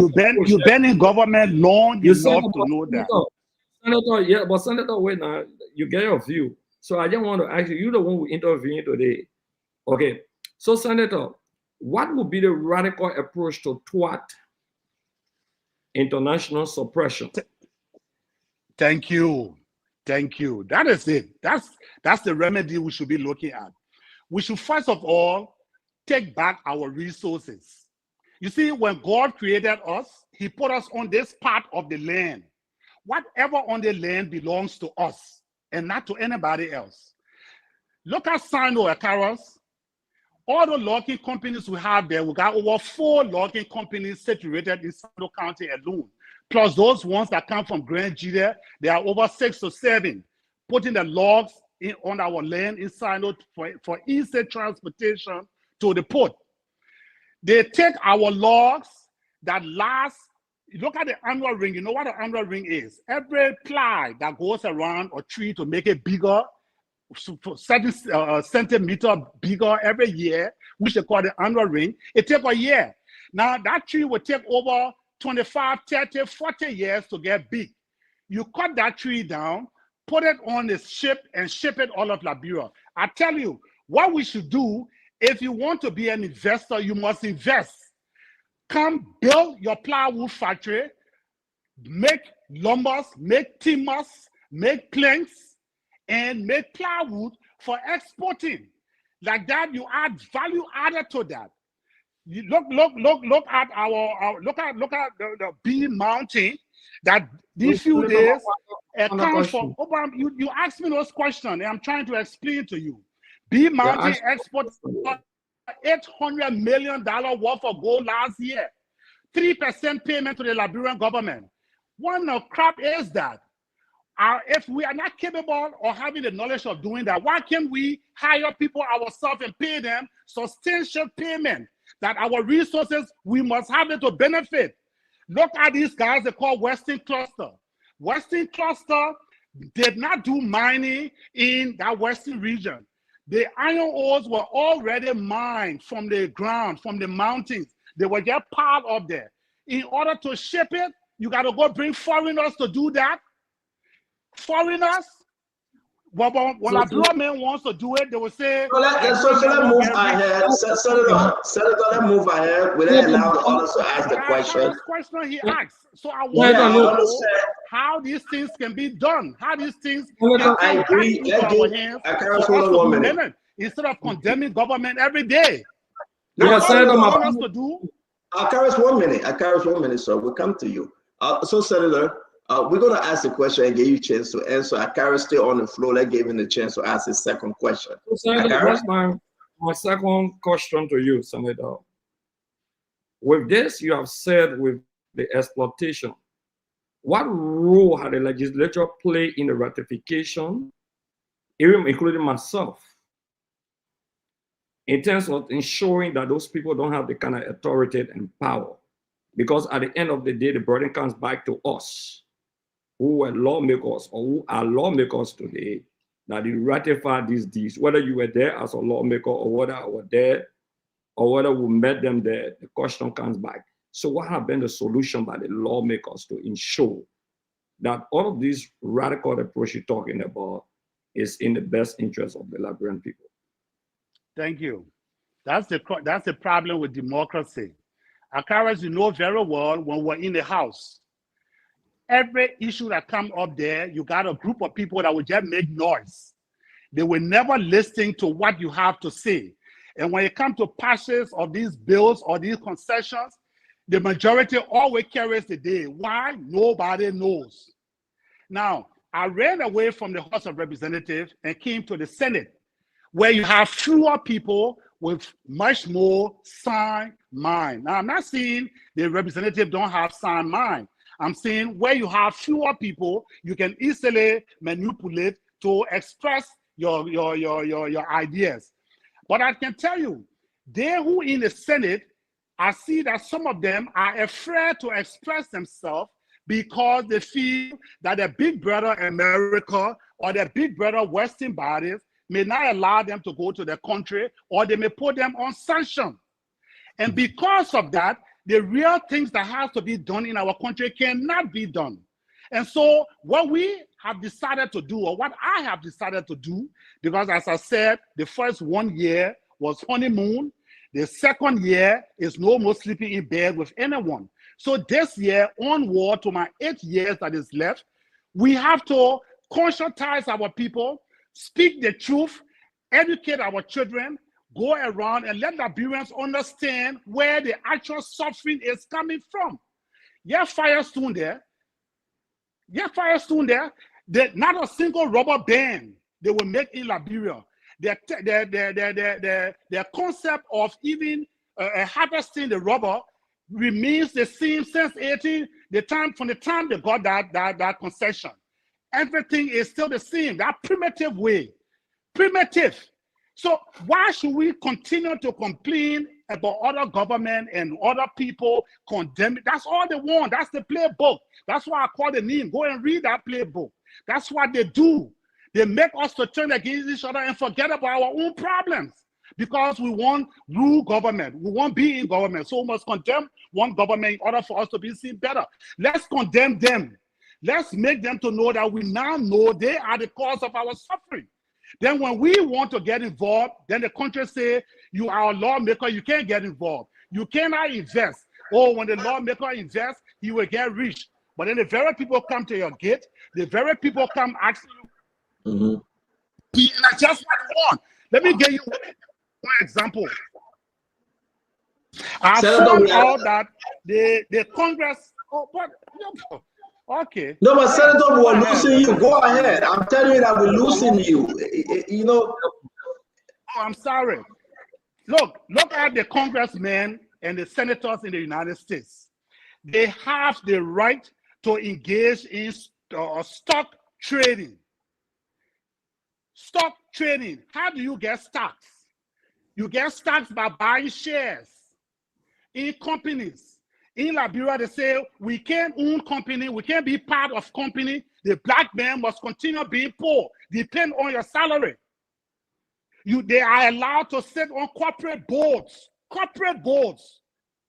You understand? They also are allowed to lobby, using millions of dollars to get bills and things passed that are in the interest of other corporations. In Liberia, when you lobby, they say that brown envelope is corruption. We're not allowed to own any company, neither to be part of any company, but they are doing it. They keep themselves fine. They come to us, keep us poor. Now, if I am poor as a senator, I don't have $5 in my pocket. Look at yesterday, I was getting outside my fence. I saw some people there. You know what they came to tell me? They brought their goods from Ivory Coast. It is being seized to the car lot simply because they don't have $350 to pay for it. They are not from Sino County. I don't know them from anywhere. That's the least one that they come here for. But you're saying, no, let Liberian men be poor.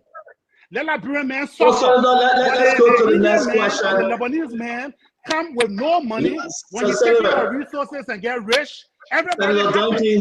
But if Liberian man wants to benefit from his own resources, everybody condemn him. That's the reason we are poor. So leave government condemning. So Senator Duncan, we will come back. Thank you very much. We got to allow the other questions to come in. But again, I just want to be on the record, Senator. We'll talk about your concessions. We'll talk about the money situation in the country. We'll talk about you guys. But let all of your answer is on fire. All of your answer moving towards, and I can say this, the international community, our partners, that kind of like suppressing us. But I want us to remain local for a bit, Senator. And I ask you this question, and I will go back to the question. Don't tell me about what the partners are doing. What do you think? Is the rescue government performing to the rescue agenda, Senator? Yeah. I mean, the senator, That's the Weatherspoon. Yeah, no. We cannot say That's that. Weatherspoon. You know, let me just tell you one thing. I left Liberia as a high school graduate. I went to the United States. I got my associate degree separately. I got my bachelor degree and I got my master. What did I get it in? I got it in administration and political science. I studied them. I understand them. I want to tell you something. If you want me to just condemn, then I don't want you to condemn. No. I will not be in the playbook. Senator, I don't want you to condemn. Solution. I want you, Senator. And the solution is what I have here to let you know. Now, if these solutions let me say this. We have to identify. We have to identify the problem. When the government is not profiting, or if the government is not delivering, then we can condemn them. But they will never succeed. The Georgia government did not succeed. This government will never succeed. Other government before them did not succeed because of these same reasons. So we must solve this problem. This is what I'm saying. Before you solve a problem, Senator, you must identify the problem. And you know that. You did the administrative processing. You have to identify the problem. I'm asking you a basic question. The government been in power for 17 months, going to 18 months. You've been a lawmaker, a sitting senator. Prior to that, you served the people of Liberia from your district in Sano County. Do you think for the past 17 months, this rescue government is performing as to their arrest agenda? That's all I'm asking. Please don't condemn them. Just say the truth. As in past and present government, they are all afraid. You know who were not afraid? Spoon. I can't hear you again. Yeah, I'm hearing you. Go ahead. You know, let me tell you that it's about not being afraid in order to succeed. But if you listen to what I said the last time, I said, can you hear me? Yes, sir. Yeah. I told you the last time on the Senate floor, I said they elected Omen Boykai, not because he was handsome, but they developed hope that President Boykai was old and he had nothing to lose. So he will stand up and make the right decision in the interest of our people. And the reason I'm telling you this is because of fear. Fear to face the exploiters. Fear to face those that are exploiting our resources. Now, Weah was afraid to face them. Ellen was afraid to face them. Those leaders that wanted to stop them from doing it, mysteriously, they left.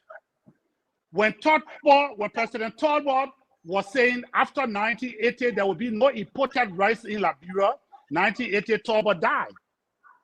But people did not see those things, the correlation to Talbot's death. Samuel Doe was friends with the West. When Doe began to start getting friendly with other people, they said Samuel Doe was tending to be to the east because Romania, those other countries then were getting friendly with Samuel Doe. I'm telling you something. It only requires brave leaders. They know the fact. You think Boykai doesn't know what it means to succeed? But with his age, he should have no fear. He should look in their eyes and tell them Liberia fights. The same way Trump is saying. Liberia fights. But he can't do it because he has hope to live long. But I believe he was elected based on the old age of not being afraid of death. And all other presidents that have been afraid will never do anything to transition our livelihood. Look, I want us to be talking statistics here. You understand? I want me to tell you what are the reasons I'm telling you that we are poor. But why they are the real reasons is the reason which it is the strategy. And we should not fall within that strategy. Thank you very much, and that's why we have you on tonight, ladies and gentlemen. We have the Senator from Sado County, Senator Creighton Duncan. Again, he's firing, but something, the earpiece is giving him a hard time. We're going to manage it tonight. I'm going to bring in Paul Kennedy. I'm going to bring in Councilor Gu, Jacob Jallah, and Uncle Sam will go last with this first round of conversation. Guys, continue to share the show. It's good having you. We'll get into the GSA report, what EPA received cars that they pay over for over 45,000. We'll discuss that. We'll discuss the road now leading ahead to some of the stuff the senator put forth. Again, the senator wants us to discuss this, ladies and gentlemen. We will. Let me put this up. The salary issue. He's a sitting senator. When it comes to the war crime, we'll discuss it. We'll also discuss the issue about the concession and what is happening with the Liberian people, 20% that was caught today by Francis Topo. Only the senator can bring us up to speed. Paul Kennedy, it's an open season. Your question, sir. Thank you very much, Senator. Good evening, Senator Creighton Duncan, and please welcome to Spoon Network. It is a privilege coming to have this conversation with you. How are you today? Can you hear me? We are okay, man. Thank you, my brother. Yes, I can hear you very well. Very good. Senator, you spoke a lot of sensational issues that really touched my heart. You know, looking in the direction of development for the country, being an advocate, a proponent for, you know, nationalistic development. Let me ask you a question. Do you, by any means, have access to the bill when, the budget when they send to the Senate for review? Are you a part of the people who review the budget when it comes to the Senate? And let me just speak to why I'm asking this question. You spoke highly of development initiatives in our country. The budget is loaded with recurrent expense, over 300 million on salary and lubricant, and money for cars, money for just transient thing. Only 12% of the national budget is attributed to development. You, as a proponent for development, do you have access to that budget? Do you see it before it passes and go to the president? Yes. I mean, earpiece, you're killing me. You good? Hello, we can hear you, hear me? Senator. We are hearing you. Yes, you are good. Yeah, we are hearing you. Go ahead. Yes, I am. I have access. As a matter of fact, I'm the co-chairman on the Ways and Means of the House. And yes, I'm next to Moyi there. Can you hear me? Yes, sir. Go ahead. What I want you to know, this is what our country has been suffering with over the time. Honestly, the recurrence, you can do nothing about it. That has to be there. You can do nothing about that. That has to be there. Now, after recurrence, every other thing that is there means nothing because it's like a chicken change. And this is what I'm trying to tell you. We could be in billions. Instead of 600 million, we could be having a budget of billion if only we were managing our resources. And then we could be able to fix our roads in order for us to have free trade during the rainy season, and that will reduce commerce. I mean, the price. Look, what I'm saying to you, I want you guys to have this platform to begin to rethink. Let us focus on the educative aspect. If we can do away with dividing, tearing ourselves apart, unite, and look at the issues and put our people feet to the fire, that our resources belong to us and we should benefit. Instead of fighting Liberian men and allowing foreigners to come in and get rich over a 2 years period, let us now begin a new platform that will give government the upper hand because they're afraid. I'm telling you, they're afraid to look into the American ambassador's face and tell him that, look, you see, when I later came to speak during last year as the orator of the July 26th, you know what happened? Our own people, the radio stations, everybody were condemning her when she was telling us on how they were exploiting this country. Instead of us rallying around her to understand the facts, we started criticizing her. Over the years, they have trained us, trained our mind to be the way it is. We should now begin to revise it. Let them know now that we are better thinkers. We are not monkeys anymore, as they have been believing. Do you know they made us to be 1/3 of a human in the United States? The black man. Up to today, they still don't believe that we are human enough with all the brain. You're my big brother there over there. He wrote a book, Rich Country, Rich Nation, Poor People. I still have it on my bed. When I get frustrated sometimes, I open it and I read some passages in it to give me the courage to wake up in the morning. Let us begin to educate our people. What they are doing is calculative. It is not by mistake. Let us take our resources back. If we can, let's be like Sekou Touré. Sekou Touré told them, say, since we cannot do it ourselves, let it be here. Generation to come will benefit from it. So let's begin taking that step. That's the only way we have a budget of over $1 billion. Then we can be able to do. But how much is the money? How much is the money? When the executive bring that budget, everything is so tight that nothing actually can be done. Sometimes I look at the budget, I just smile. I smile. Then the poor LRA man, all day, budget performance. The budget is, the revenue performance. The revenue is performing perfectly. I am generating money. And he's so excited. How much is the money? How far does that money take us within a year? So these are some of the things I want us to be discussing. Let us organize ourselves. Let us go out, educate our children. Let us reform the thinking of the black man in Liberia and begin to think for ourselves. The Lebanese boys come and get rich in a short time. The Indian boys come and get rich in a short time. But it's forbidden for Liberian men to get rich. It's forbidden for lawmakers to have betting for any one of you to Liberia and see the envy, because that's how they have indoctrinated our minds. That's what I'm trying to tell you, and I have the proof here for us to discuss the way. Even the IMF, remember, the IMF and the World Bank was never created to help Africans. It was created right after World War II. And what was the purpose of the formation of those two institutions? Was to rebuild Europe. To rebuild Europe. How was Europe rebuilt? On the sweat and blood of Africans and the resources. That's how Europe was rebuilt. It was not money from America that built it. It was from our gold. It was from our diamond. It was from our bauxites. It was from our iron ores and etc. You see? So thank you, Senator. Be smart. Yeah. Senator, thank you. Thank me. Yeah. Thank you, because we got to bring in the others to ask questions. No, you're on fire tonight. I understand. No, yeah. I understand. Thank you. Let me. Yes, sir. Senator, I just wanted to highlight to the senator that he's presiding over a budget that is full of waste. And what I hear him say now is blaming organizations and institutions that have no control over the progress of Liberia for the most extent.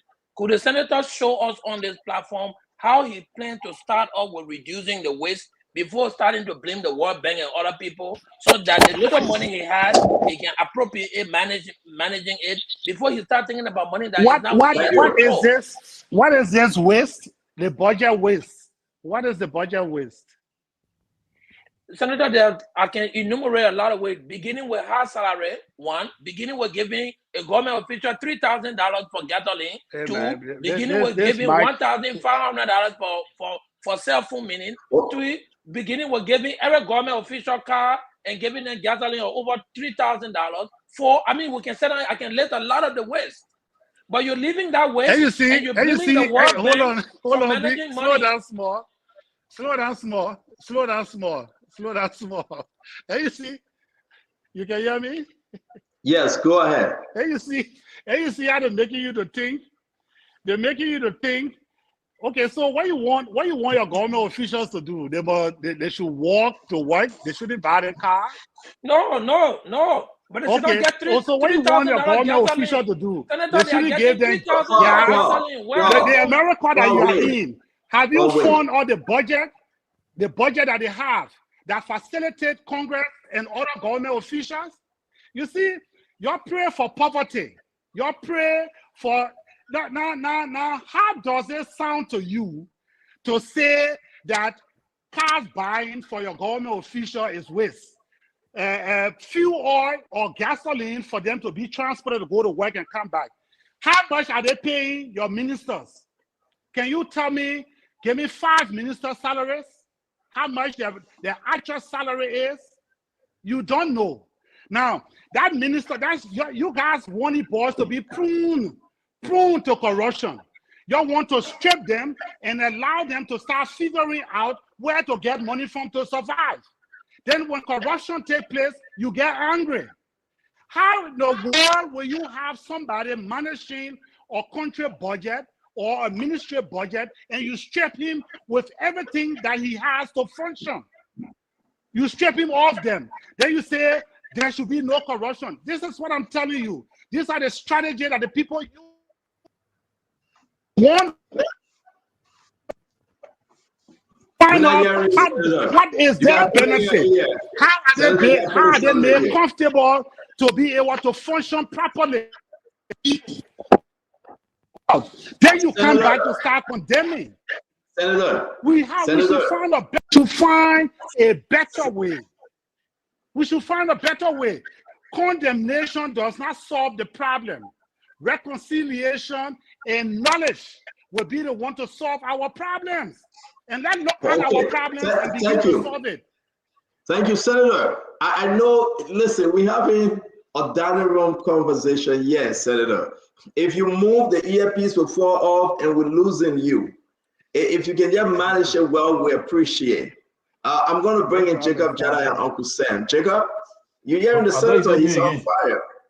I'm sorry, Councilor, it's you. Councilor, it's you, yeah. Thank you, Senator.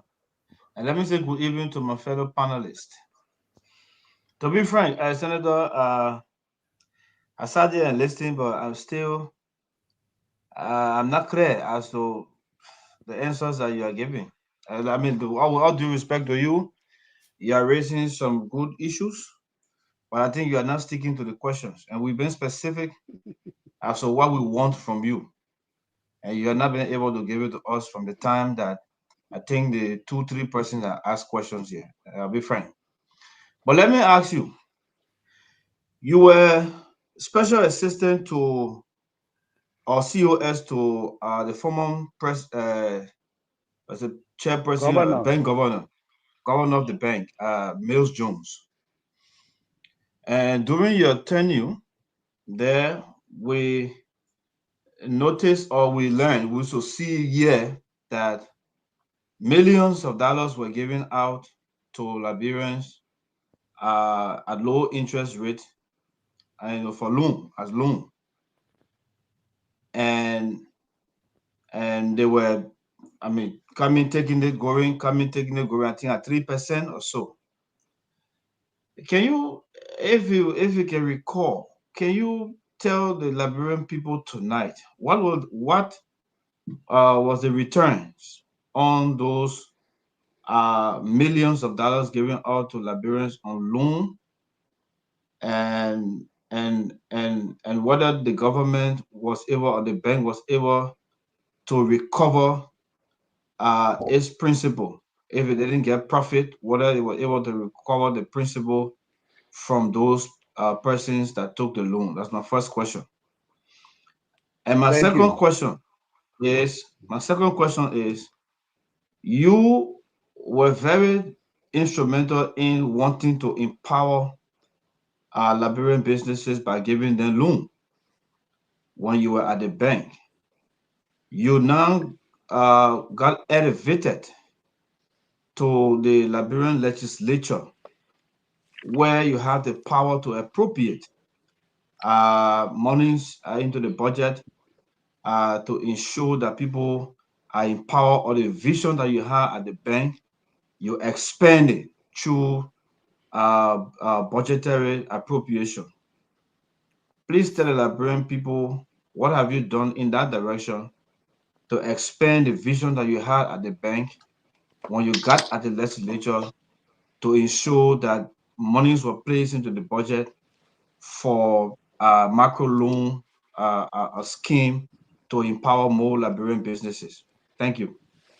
Thank you. That's a very nice question. I'm very happy that you did ask that. Now, you said if I can record, and I will do my best to record what I can. Now, Dr. Jones, who was the then governor, a very smart, articulative Liberian, very smart. He worked with the World Bank and the IMF. Very wise old man.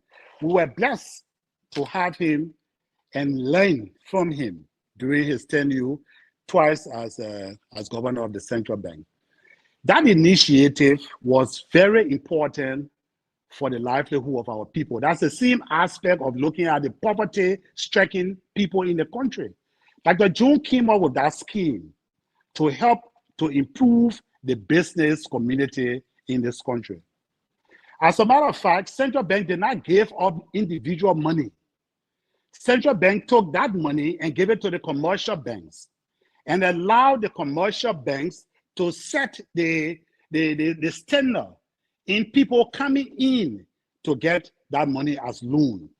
At the time, I remember banks, commercial banks were giving 18% to 20% as interest on those loans that they gave.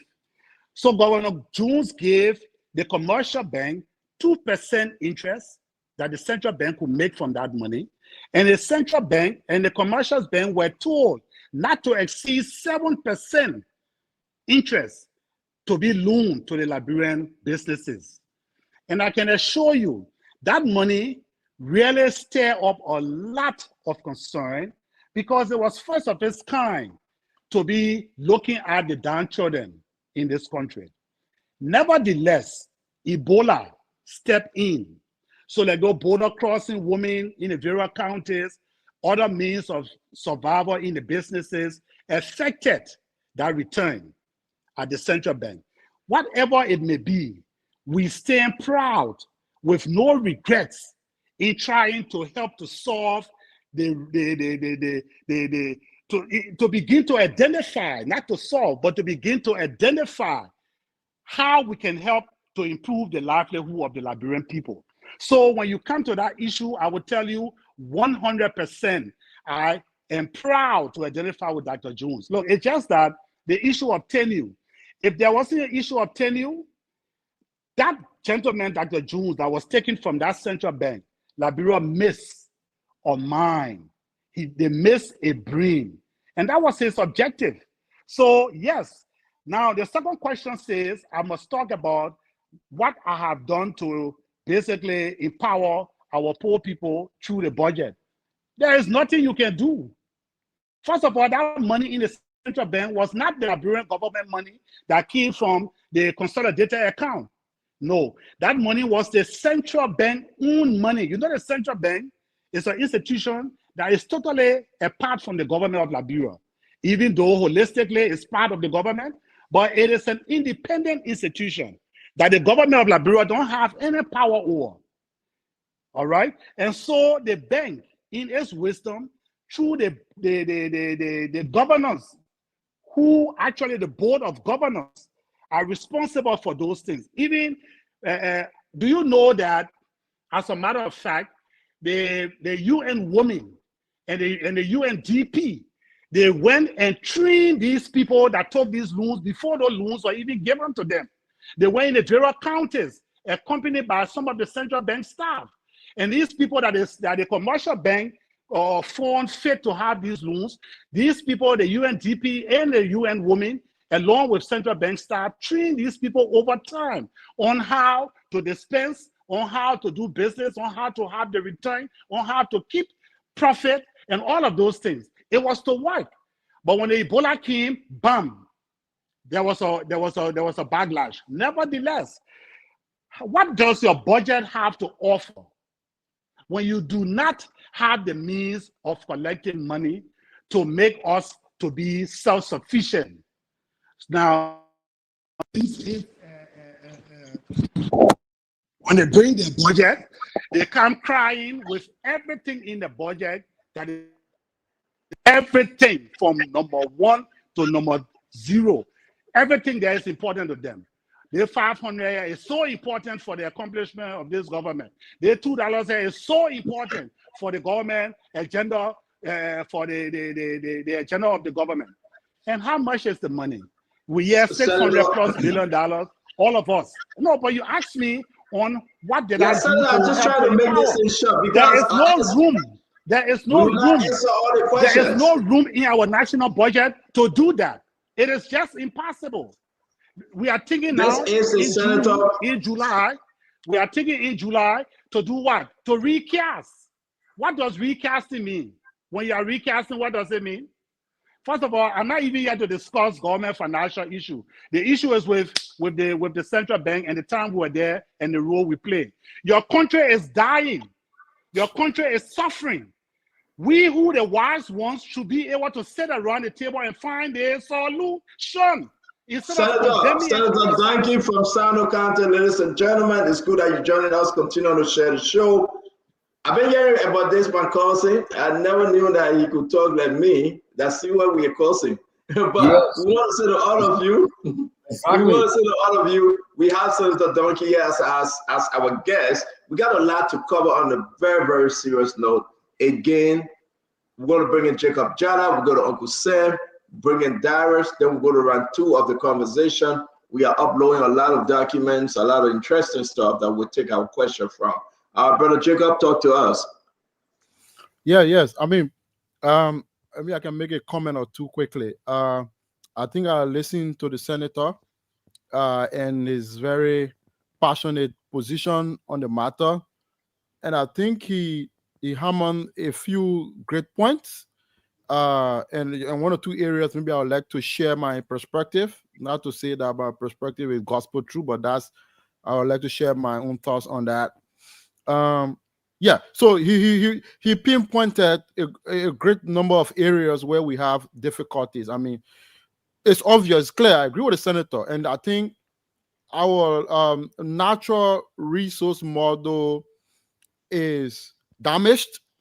I don't think the existing model that we currently are glued to since the end of the war or even before the war is transformative enough, is dynamic enough to allow us maximize the value from our natural resources to the extent that we have the volume of resources or financial resources we need to invest in the economic infrastructure, that's road, ports, airports, seaports, agriculture, the level of investment that we need as a country to expand those sectors, to expand the economy and create prosperity for more Liberians.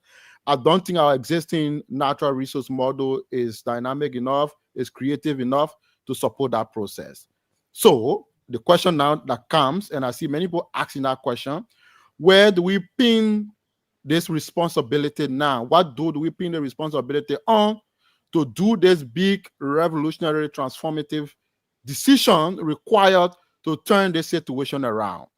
And I'm arguing, as somebody who's been around for a while, I'm arguing that a single office in this country that has the power, the single most office that has the power to transform that situation, I argue, is the office of the President of the Republic of Liberia. Yeah, that's my argument. And I think that even now, and I say that again, that's for me, that's my criticism of previous Liberian president, and that's my criticism of the Unity Party and Joseph Boakai and everybody who wants to move this country forward. I don't think the office of the president, Mr. Boakai, is taking the concrete, drastic, transformative decision required to change the story. And that's why I can say there on your show now. And I see people, Unity Party people beating on Snow for talking about the government will fail and all of that. That's an absolute waste of time. We will come to your views. Do you have a question for the Senator, Jacob? Yeah, I mean, that's my question there. I just made my statement. My question would be, what is the senator perspective on this? What particular offense, and I probably have answered already, but to say that, what particular offense, because I want the solution now, because you asked about solution, CEO, the solution now, I want to arrive at the solution. Where do you think, or what particular office in this country do you believe has the most capacity or authority or capability to change this appalling story that you just made reference to? Thank you. Thank you. That is a very, very good question. And directly, I will tell you, it is the office of the president. But before you run away with my answer, I want you to understand one thing. What our partners do, they create fear in order for our leaders to face them.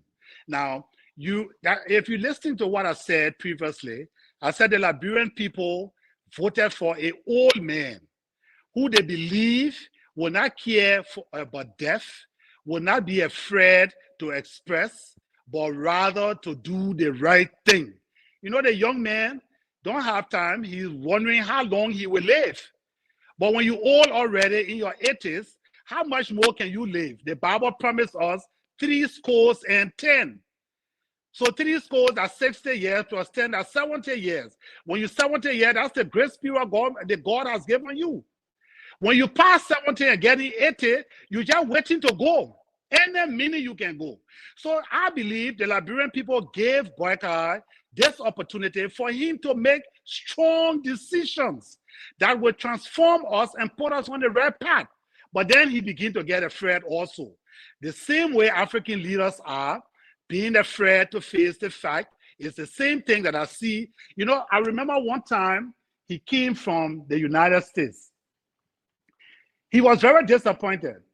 He said, I went there, I talked to them, I've been all around, I talked to them, up to now, nothing. Then he went to China. When he came back, he said, I took all the years talking to them in America, they didn't help me. Now, these Chinese people, they come and do this one, they come and do it. He started naming all his lists. He said it. You can see that in him, he wants to face the drum. He wants to face it. But there's something in him that still scares him. And I think it is the hope of life. Because he wants to live longer. People must stand up for this country. Not about you anymore. Do not be afraid to express the fact and to redirect this country, because you are the head of the snake. Wherever the head goes, the rest of the body follow. And that is the problem we've been having in our leadership in our country. People that are brave enough to look in the eyes and say the fact. So that's the problem. That's Joseph Boyka's problem. Wow. I mean, he's afraid. That's a big one. And I want Uncle Sam to take it from there. Uncle Sam, I mean, the senator is putting out a lot of, to me, I think he coming strong with such an argument that the fear of life to facing the fact that's the Liberian problem or the leadership problem. Talk to me, Uncle Sam. Senator Quayle, thank you very much for coming. I appreciate you mentioning the fact that you read my book, Rich Land, Poor Country. I believe you read it a lot, and I would like to talk to you more about that, about the premise of my book, because that's your passion, okay? But I want to disagree. I would come to your passion about mineral resource management, all of that, but I just want to come to you to some simple things that my book did talk about that you may have missed, okay? Number one, the West doesn't force you to elect corrupt leaders. The West doesn't force you to give your mineral resources out to incompetent, technically efficient companies like El Nito, okay? A friend of mine, a Swiss guy, Guy Pass, came and got what it's in there, Putu Iron Ore Mining Company. He got the one that is called Orioles, which became P Mountain. We gave it to him on a silver platter. We gave Western Cluster, the first Western Cluster in 2009. We gave it to a company, El Nito, which is a scrap company that over $1,000 they couldn't pay. The West doesn't make you to elect incompetent leaders. The West doesn't make you not to understand how to write a prospectus to give Wologisi to a Lofa Development Corporation that Arsene Jackson can do a paycheck and you can raise enough money for exploration. The West doesn't stop you from doing that. You stop yourself because of the political leadership that you elect, and also the incompetent and zealot political apparatchiks that they bring to, because they need these people to maintain in power, so they bring them. The West is not responsible for your poverty. You are responsible for your poverty. Okay? So now, this is my opinion. Let me ask you a question. You said that it is difficult to rate the Boyka administration, but you can't rate the Boyka administration on effective deployment of the budget in terms of whether they're using the 800 million plus that they get, whether they're using it efficiently. You can't rate the Boyka administration whether they're fighting drugs, so-called vacation Liberia. You can't rate the Boyka administration whether they're building good schools. You can't rate them whether they're building hospitals. You can't rate them whether they're bringing competent people to the table to help us to build our country. Why are you running away from, so you think the white man is responsible for the failure of the succeeding 178 years when we've had leaders that did not care about the people and you want to blame the West? Why can't you talk about effective deployment of the budget, which you are responsible for? Is the Boyka administration effectively deploying the budget? Thank you. That's my first question. Thank you very much. You see, thank you.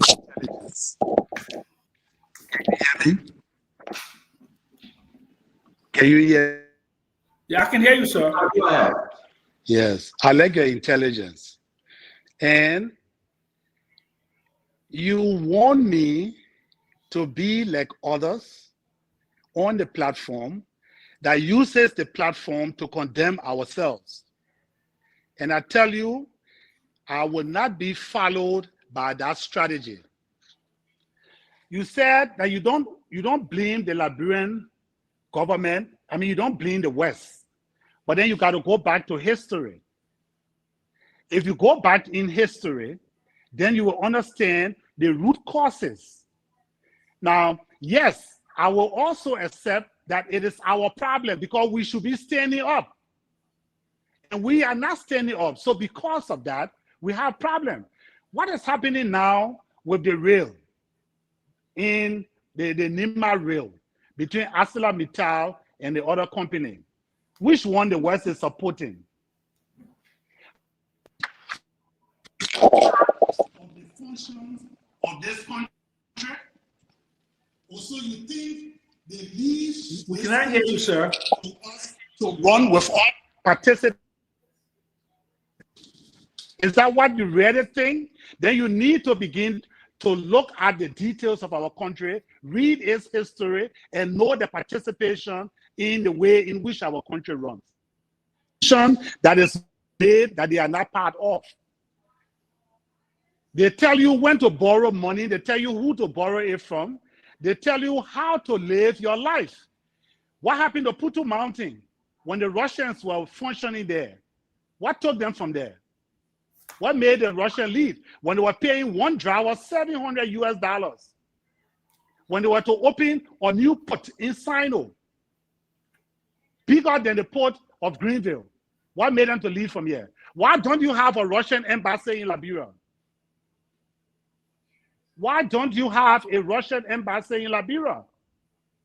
Why is China participation in Liberia upset other people?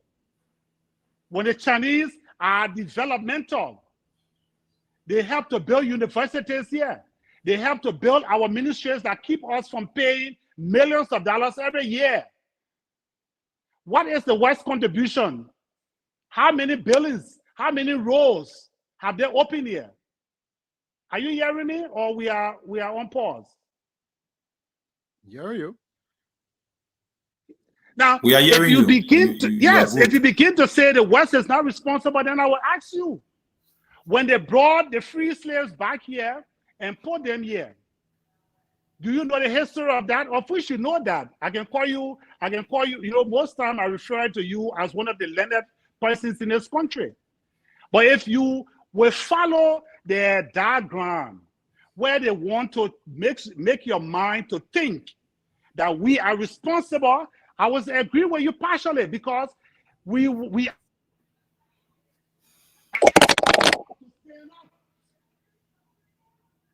it's forces. It is forces that we are fighting against. It is forces. Strong forces that believe that Africa will never manufacture, to believe. You see, Ghana, what made Ghana to change? You'll find another part. There's something there, you'll get it plenty. What made Ghana to change today? It was because of the drastic decision of Jerry John Rawlings. Since Rawlings put Ghana on track, they have never deviated from that track. Go and see Ghana today. Go and see Ghana. Now, if you say they are not responsible, then let me give you reasons why they are responsible. Let me give you reasons. When you are in government, that's when you understand that every drum that is played and every drum that we beat is being played by them. All of our laws that is being made are being recommended by them. So the legislature make laws based on what they bring in and they want us to have. The president don't have anything to do or say. If they are unpleased, then definitely he can make that decision. All of these, look at not Golin, but look at Hummingbird that came to Sino. Hummingbird signed a 15-year agreement. Where is Hummingbird from? They say Australia, but Great Britain is from. 15 years agreement. And go and see the first feasibility study they were doing. They built mud houses, just as the residents in the area built. Nobody is thinking about paving roads. All the companies here, when you want to push them, do you know it has reached to a point that call in companies to talk to them? It's a law that they formed before we came in this year, last year, the 53rd, that you can't call companies on the floor. Who told them to do that before we came in? It's the West. Because they don't want us to deal with Firestone, to deal with ArcelorMittal. They don't want us to deal with Western Cluster, B Mountain, and all of these people that they hide behind to reap our resources. Yeah. So, Senator, let me just come back quick. I beg you. Senator. Yes. I understand and know about Western imperialism, and I know about Western exploitation. Clearly. I know about the beginning of mercantilism. I know about colonialism. I know all of that. But what I'm saying to you is that we are willing participants in the rape and pillage of Liberia by the Western interests, because our leaders, our allies, or make themselves amenable to those Western interests. So I'm saying that if we elect good leaders, if we put good people in the legislature, and we make them accountable and demand from them, then we can be like Ghana. Then we can be like Rwanda. As a matter of fact, I know Ghana very well because I'm part Fanti. I have a place in Adenta, okay? So I know Ghana. I know what Rawlings did. But I'm saying Liberia has not voted or created a leader that will counter Western imperialism and Western colonial interests. We have not. Thank you. That's the reason why. Come and get on my shoulder. Let me told you. I beg you. No, you gotta tell me because you can't. I need to told you. I need to told you. That is the nothing more, nothing less. Nothing more, nothing less. The tricky thing is, so we of the intellectual minds. Look, I taught UMU for 3 years. When I came home from the United States, I taught Cottington Graduate School for 5 years. What I'm saying to you, we should begin to formulate ourselves into a movement. And this movement should be Liberian first. We will be able to help our people to help themselves. But if we use the platform only to castigate, that's all I want. You know what happened to as soon as I was speaking for the Liberian people on the front page,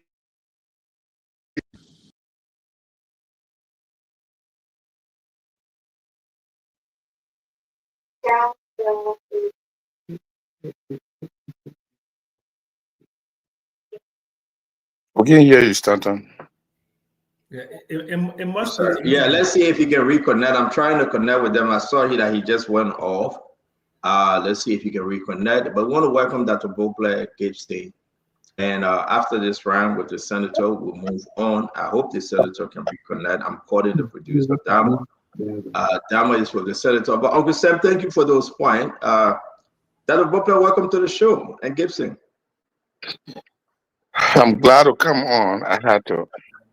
Thank you, CEO. Yeah, we got a lot to cover with Senator Duncan, but he went off, and I'm reaching out to the producer to see what's going on. Hope to have him back. We have a lot to cover, folks, but let's just brush off a little bit here. My takeaway from the senator, is it only blaming the West or the international partners for our own internal problem?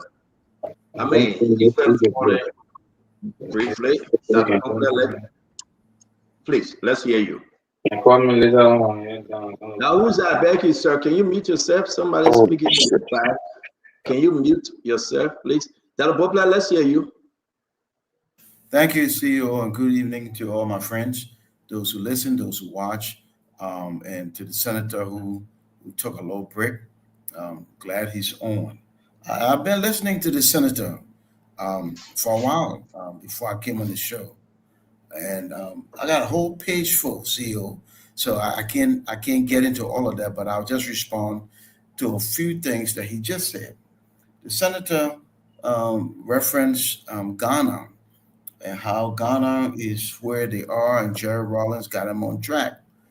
When you start to do juxtaposition for the purpose of comparing, then dig a little deeper, because the goal is to learn something. The Ghanaian lawmakers make far less than the Liberian lawmakers, including the senator on the show. And the Ghanaians do far more than we are doing here. The Ghanaians move into a form of decentralization. Senator, can you hear us? Senator Duncan? Well, we're having some issue. Hello? Senator, can you hear? Senator? Yes, I can hear you. Okay. I don't know what happened. Go ahead, Dr. Bople. Yeah, so I was saying, use Ghana as an example. I talked about, what the Ghanaians, the Ghanaian lawmakers and legislature make versus Liberia. They make way less. They do much more.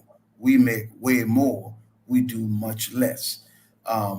Also, the Ghanaians, move into a form of decentralization with the regions, trusting the people to manage their resources, so much so that universities manage their own money.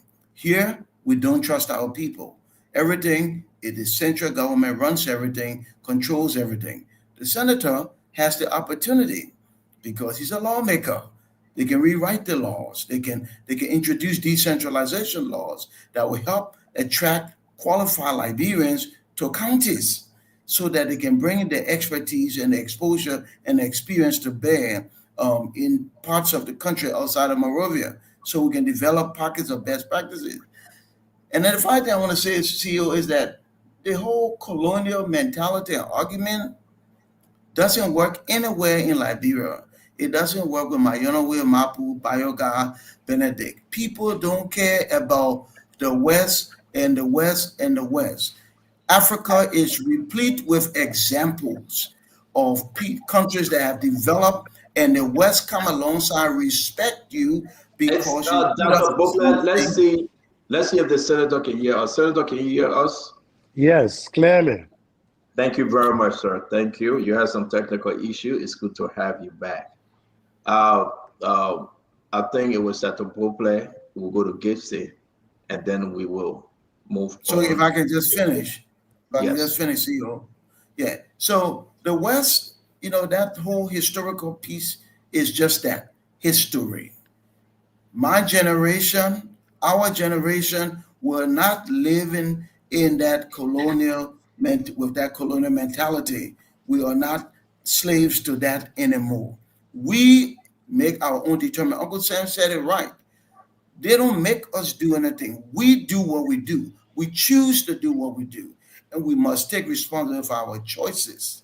When the country does right by its people, the West come alongside you. We see it all over the place. It happened in Botswana, it happened in Rwanda, everywhere. So Liberia has this opportunity to be able to say, this is what's best for Liberia, and go that way. Those are the leaders we need, the people who will give a history lesson about the causes of what happened 100, 200, 500 years ago cannot get us anywhere.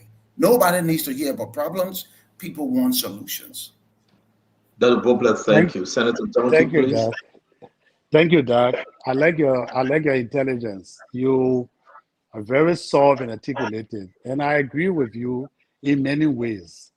You see, first of all, I'd like to ask you, how much do the Ghanaian lawmaker make? Do you have that amount? They make 4,800. They make 4,800. You know, I don't want to come arguing on how much they make.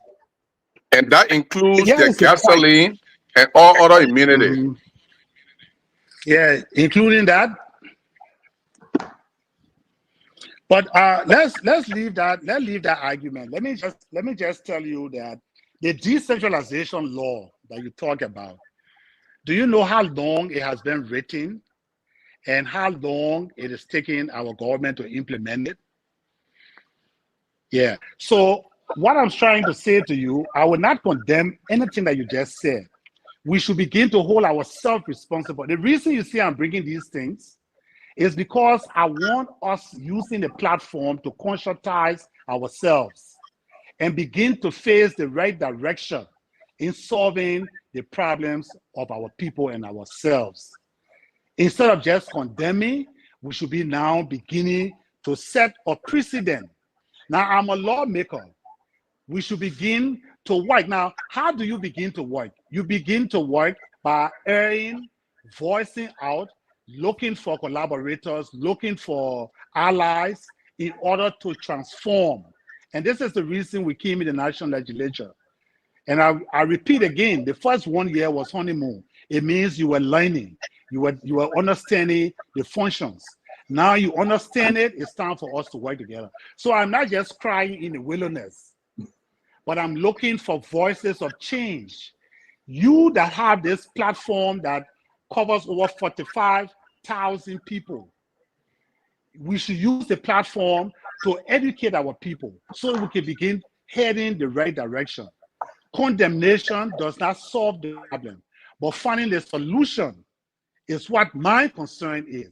But first of all, I believe the leaders must be brave enough to handle the bull by its horn. And once you can face the bull, then the country will begin to move. But when you are so much relying on pleasing, on being afraid, then this country will never change. This is exactly what I'm trying to say. CEO. I think he said it was me after Dr. Brokler, right? Let Gibson go. I'm coming to Jallah. Let Gibson go ahead. Gibson, go ahead. Yeah. Thank you very much, Senator Duncan. I don't know who may have lied to you that you're going to be president every time soon. You're not going to be president anytime soon. President?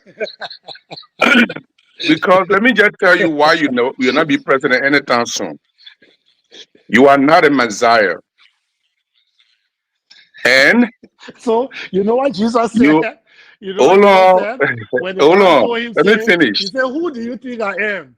The guy said, "You are the Son of God." He said, "Good. It is the Father that spoke through you. So what are you trying to tell me? You're not telling, because we never discussed about presidency here. Now you are saying, who told me I will be president? If that is the word of God, then of course, anybody can be Let me president. tell you, Senator, let me say it to you, so when you go home tonight, you will dream about it, or you will realize that you came on a platform of people who are more intelligent than you think they are. You are very arrogant. Let's be civil here now. I'm being very civil. I'm being very civil. We are not Can you listen, please? Be patient. No, you can't go about be being more patient. intelligent. Okay, let me move away to the next step. Let me tell you, Senator. Let me tell you, Senator. I'll move away to the next step. Let me be civil. Let me be civil. We didn't come on this platform to I'm going to discuss the issue. Let me go to the next issue. Not. So, Mr. Spoon, I think I must demand that this gentleman apologize. This is not the purpose of this platform. Gibson, as much as we will disagree, right? Let's try to conduct ourselves accordingly. He said, okay, Stanton, I will move away, but arrogance is not an insult, but I will move away. Brother Gibson, I understand, but again, on behalf of the network, I apologize to you, Senator. Shall we move on, please? Gibson. Okay, let me move on to the next step. Yes. You see, Senator, the issue you discussed tonight, you discussed them as if the people on this platform had never heard about them before. A simple question was asked for you to evaluate the activities of the current administration.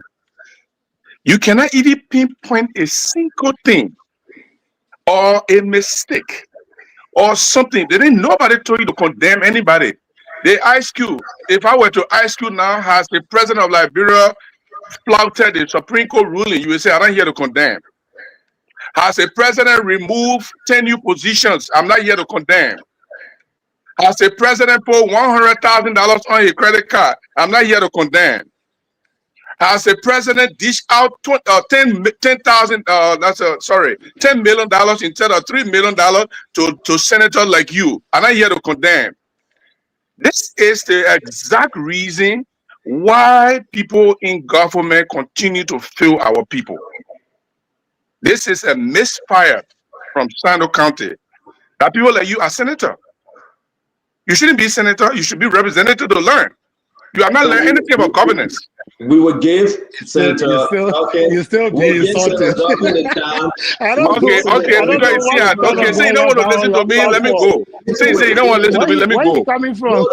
No, you cannot go. Where is that gentleman from? Is he really part of your platform? So Honorable Duncan, go ahead. Is he a guest on your platform, or he's part no, of we your gotta platform? protect the guests. Yeah, You can't take your time. Listen, guys. My phone is flooded with calls. A lot of people watching.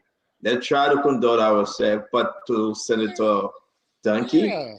We're not forcing. We are not. And that's all we are sharing. We are sharing ideas. So what are you forcing about? Let's hear you, Senator. Look, my brother, he has his own opinion. And I can tell him that I have sat for a long time in this country, and I've been observing. And what I realized, whether he like it or not, is all we do on our platform is to seek the ills and criticize. The local radio station, the international stations, everything, every station you turn to, they are condemning, they are finding corruption, they are this, they are that. I agree. That's why media is all about. Go places that everybody can go, that nobody knows about, and bring it out. That is fine. But I'm saying that still hasn't solved the problem. I remember my real boy day that was doing summer do time. And I saw what even the Daily Observers was doing, criticizing. I begin to understand politics by opening my eyes. Everything in Liberia is about criticizing, condemning. I am now thinking, as a man of this age, that by that, if we were to change, or if we had to benefit from all of the criticism, since Samuel Doe time up to now that I remember as a boy, then this country should be heading in the right direction. So I am suggesting that's why you see me trying to come backward on joining the status quo of condemnation. I'm trying to say that we should use this platform now to begin to educate ourselves, bring up the young children, tell them the facts of what is happening, how they can rethink the way we think. Is not the way to develop. Our thinking most of the time is to criticize and bring people down. I strongly disagree that can solve our problem. Our problem is within our mineral resources, and that's the only thing we have. If we can sit down, talk about it, have conferences on it, get it back into our hand and manage it ourselves, we will not just be finding faults. We'll now be talking success, accomplishment, achievement. And these are the things I'm trying to portray. That's the way I see things. I don't have to see it the way he sees it. He has his own mind. But the way I see it is the way I present myself. And that's exactly what I'm doing. And that's exactly what I'm going to do for the rest of my stay in the House of the Senate. Senator, thank you very much. Ladies and gentlemen, I want to say, man, I was taken off because, again, I've never seen or heard Senator Duncan this passionate, this fiery. It's good that we brought him on the show, as always, guys. I know you will play this again. I got former lawmakers texting me, and current senator, they are watching you. Let me go back to the issue now. Thank you for talking about the international partners. Let's talk our own Liberia team, Senator. And now we have a new speaker. What was your position then? Do you think the government under the executive proceeded accordingly in the removal of Fonati Kofan? All right, that's a question about our local thing, and I would like to be fair and clear with you on that, Stanton. Even though the House of Representatives is a separate house from the House of Senate, and I am not to participate in their politics because we are two independent houses. Nevertheless, it became a national issue.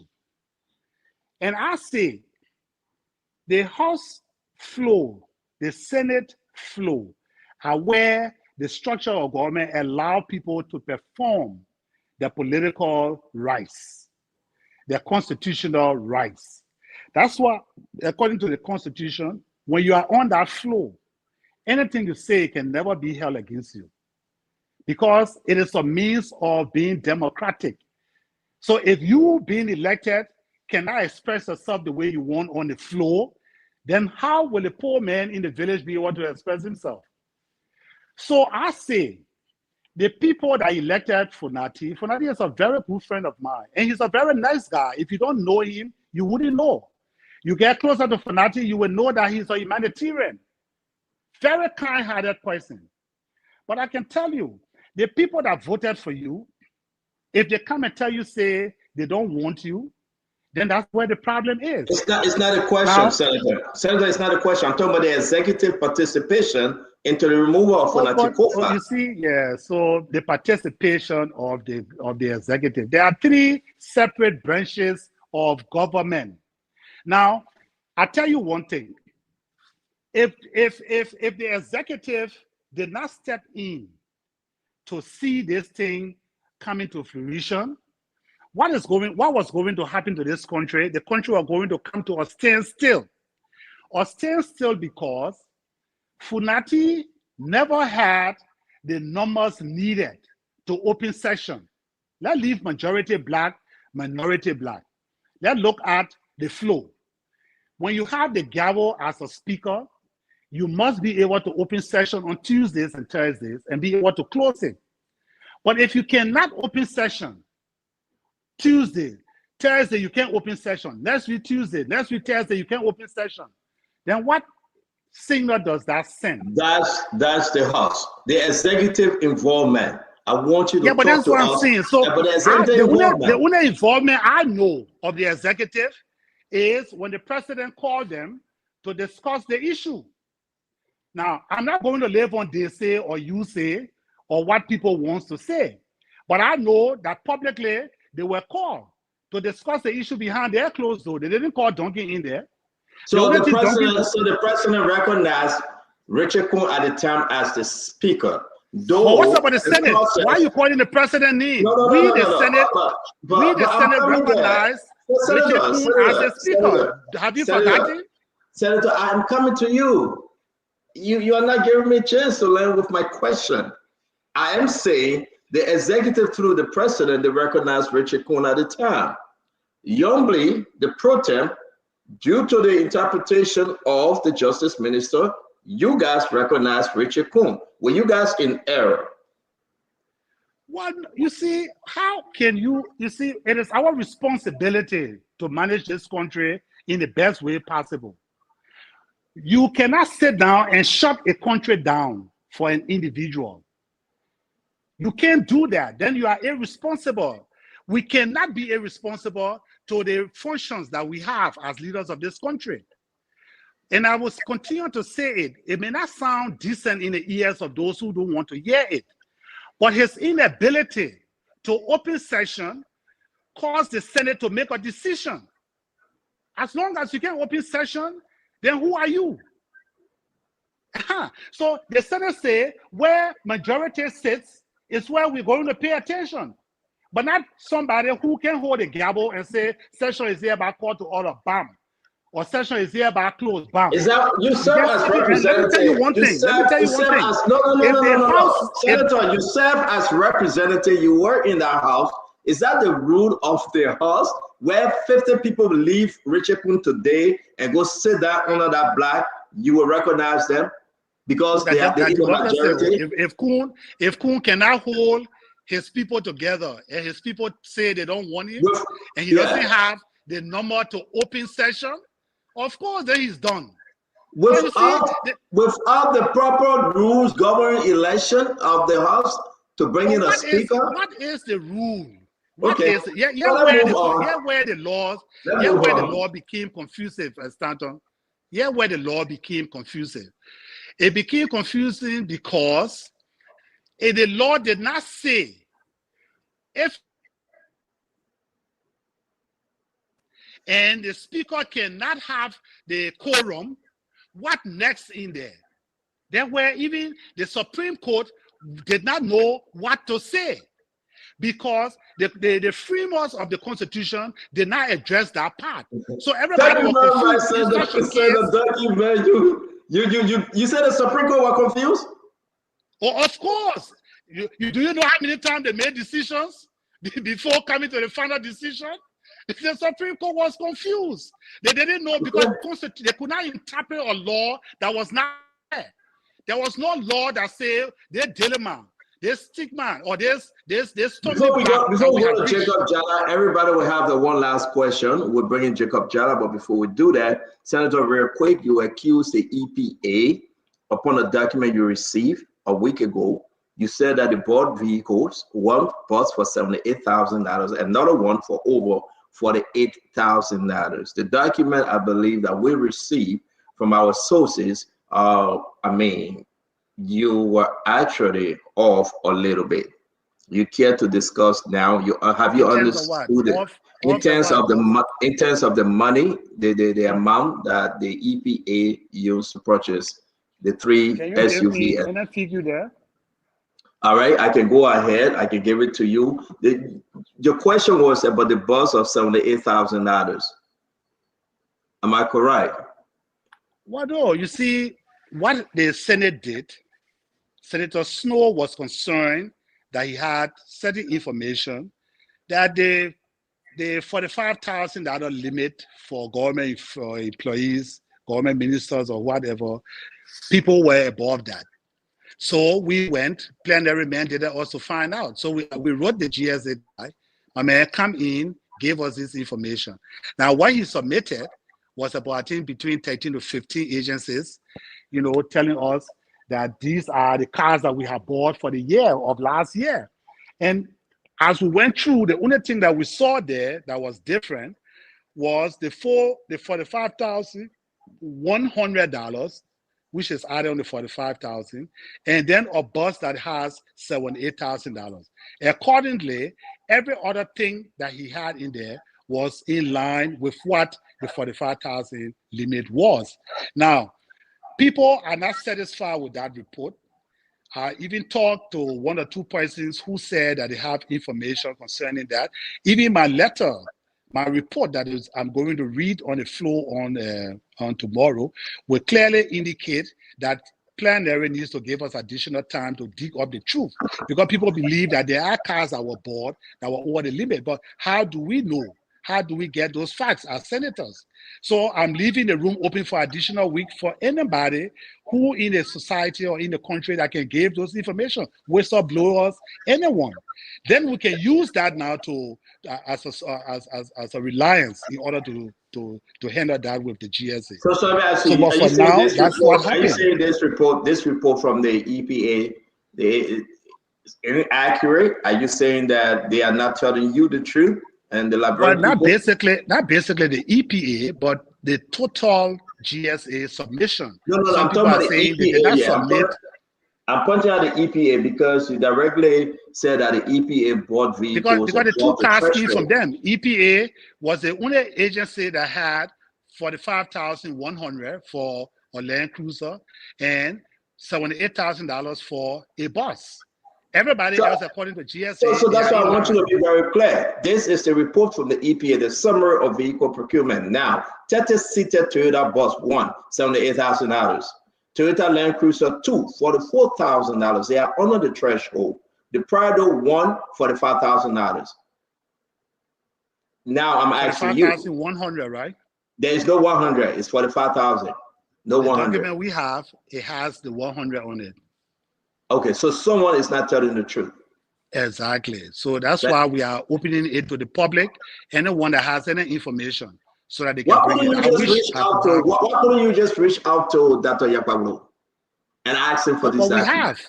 He submitted the documents. He submitted the document through GSA or directly to you? You said who? Dr. who? Dr. Yakpablo, the EPA director. Oh, but I'm not really pinpointing EPA. You know, this is not a witch hunt. This is a report from the GSA that we are analyzing. So it's not so much about EPA. It's about what GSA sent. So we are looking at the holistic aspect of it, not basically, you know, But my targeting question, EPA. and I beg you guys, the just purpose give of me the 5 more committee. seconds, guys, I beg you. My question is, in your report on the floor, you pointed out EPA, Senator. So this is about EPA. Because the listing that was sent to me, it is only EPA that raised a red flag on the listing sent to me by GSA.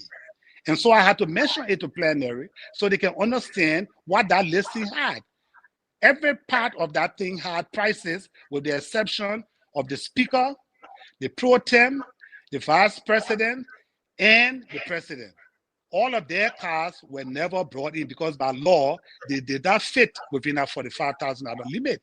Thank you. For all other submission by the GSA, I was reporting that everywhere else fit the 45,000, but EPA has a little red flag that we have to look at.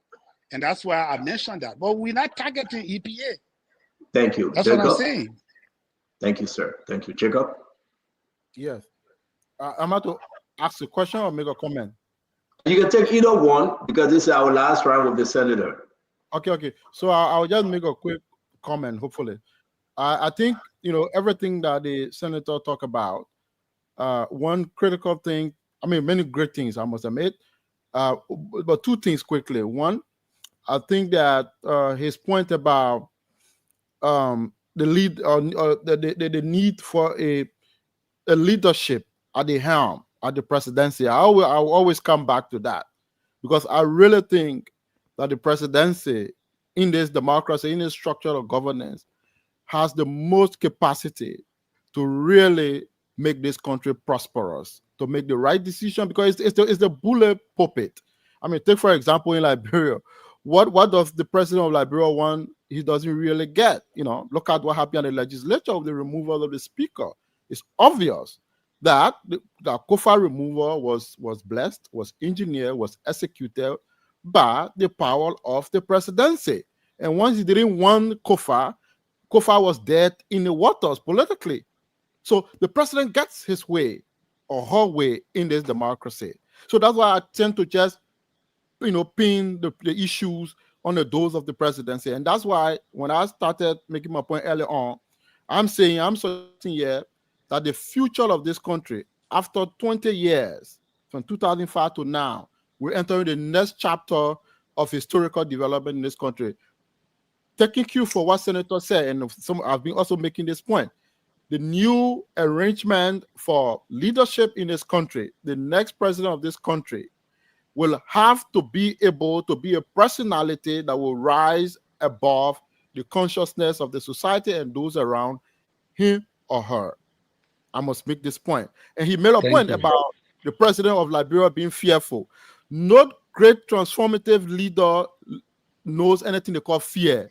Whether it was Martin Luther King in the US, whether it was Mandela after 20 years of struggle in South Africa, whether it's Lee Kuan Yew in Singapore, all great leaders, they abandon fear. They know no fear, because that's the only way you are able to change the direction and the future of your country. So I am suggesting that has to form front and center of the new discussion. For example, in the opposition community that some of us are part of today, as we continue to deep dive, to go into the nitty-gritty of the conversation around who the next Liberian president is going to be in 2029 moving forward. We have to double down that debate, double down that discussion to say, okay, if our next leader is Mr. X or Madam X, whatever this decision is, that leader must be able to be a sage politician. That leader must be able to rise above fear, to be able to make the tough decision that we have to make as a society to make this country prosperous. I don't think. I know you're not leaving. You are not leaving. Moving forward, we need to do that. You are not leaving. You're going to hang with us, because after Mr. Duncan, we're going to go through a firing round. We want to appreciate every one of you. Everyone cannot close on this round because it's 6:48. We got to respect the elders in the room. We got two. And so we have to stay with it. I say elder in the room, Uncle Sam and Dr. Bubla look at me. So we're just gonna make a closing round.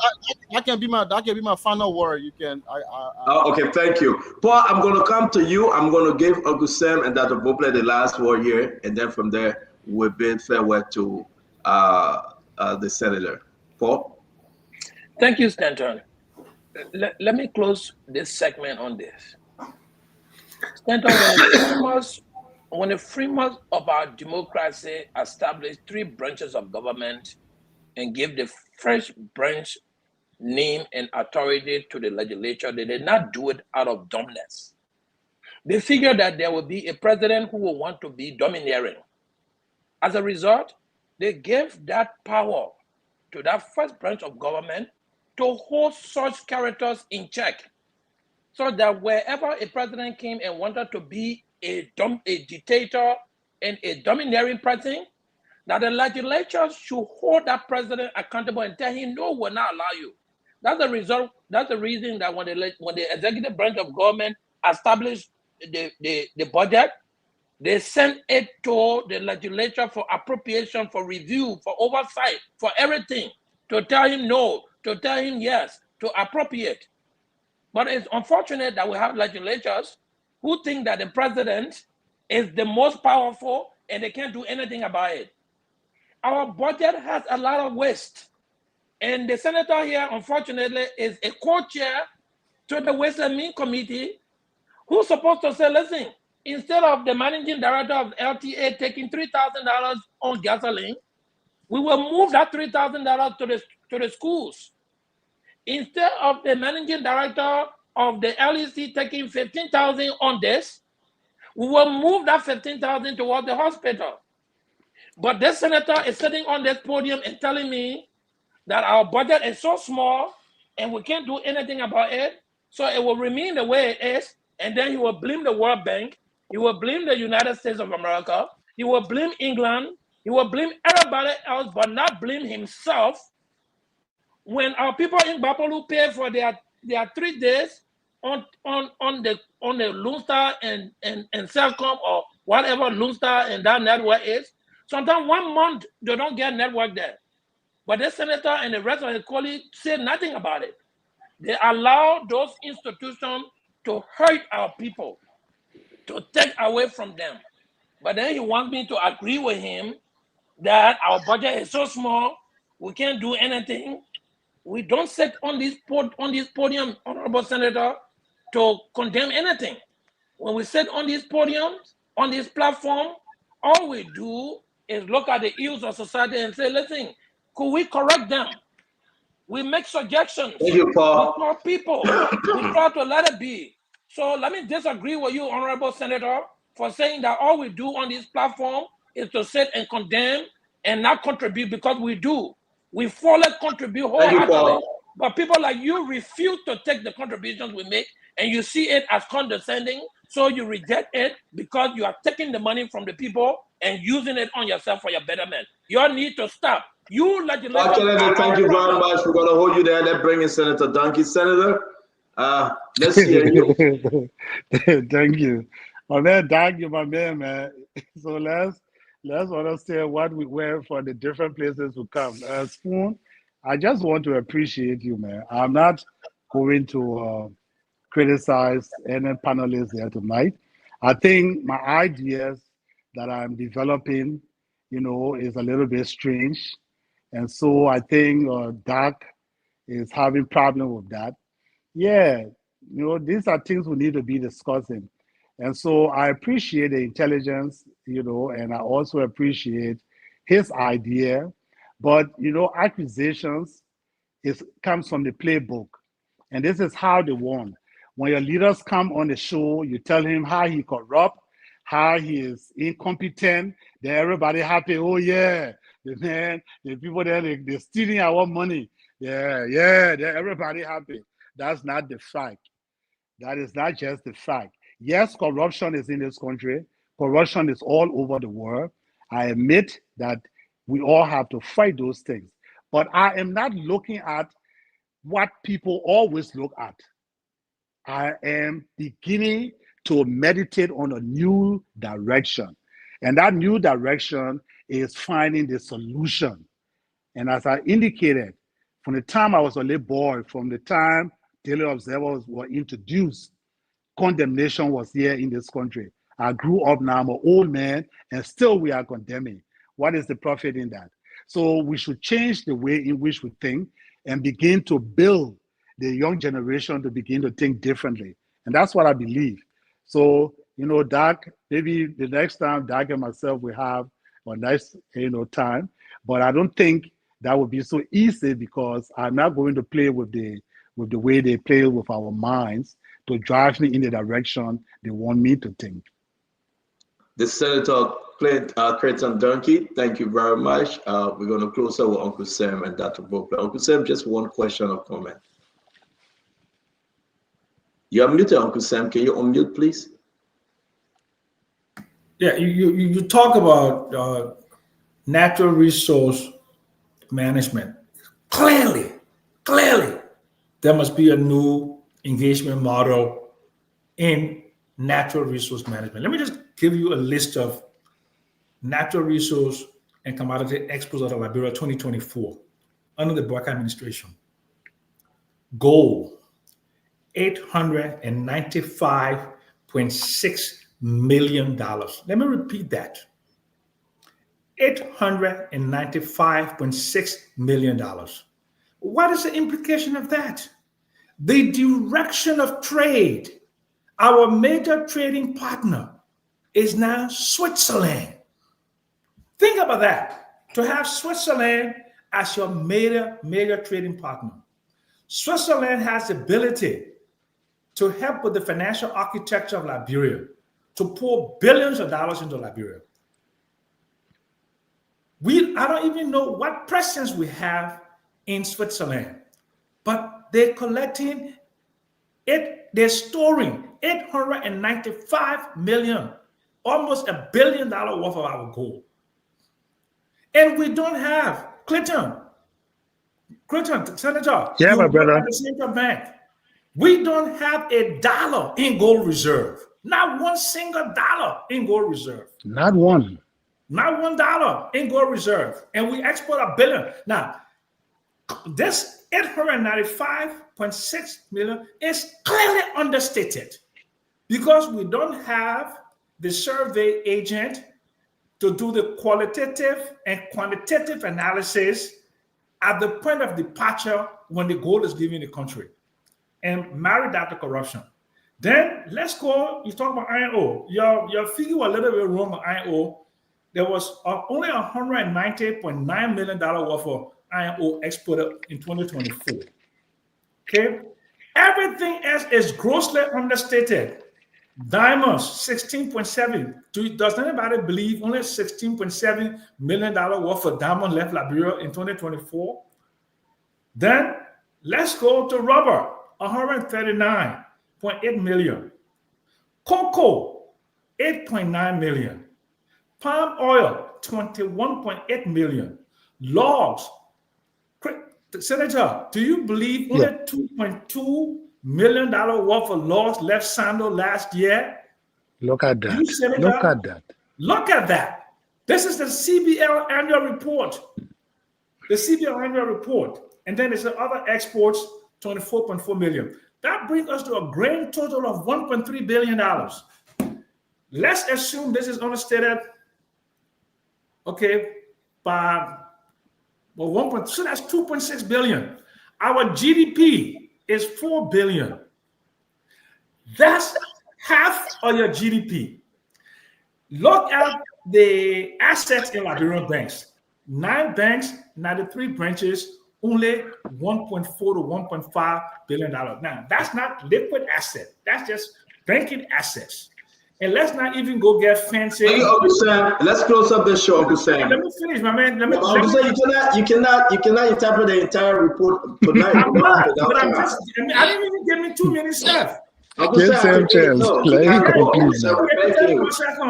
no, but the senator got to go. We got to produce I'm saying to you, I'm passionate about this. I wrote a book about this. Senator, you can change it.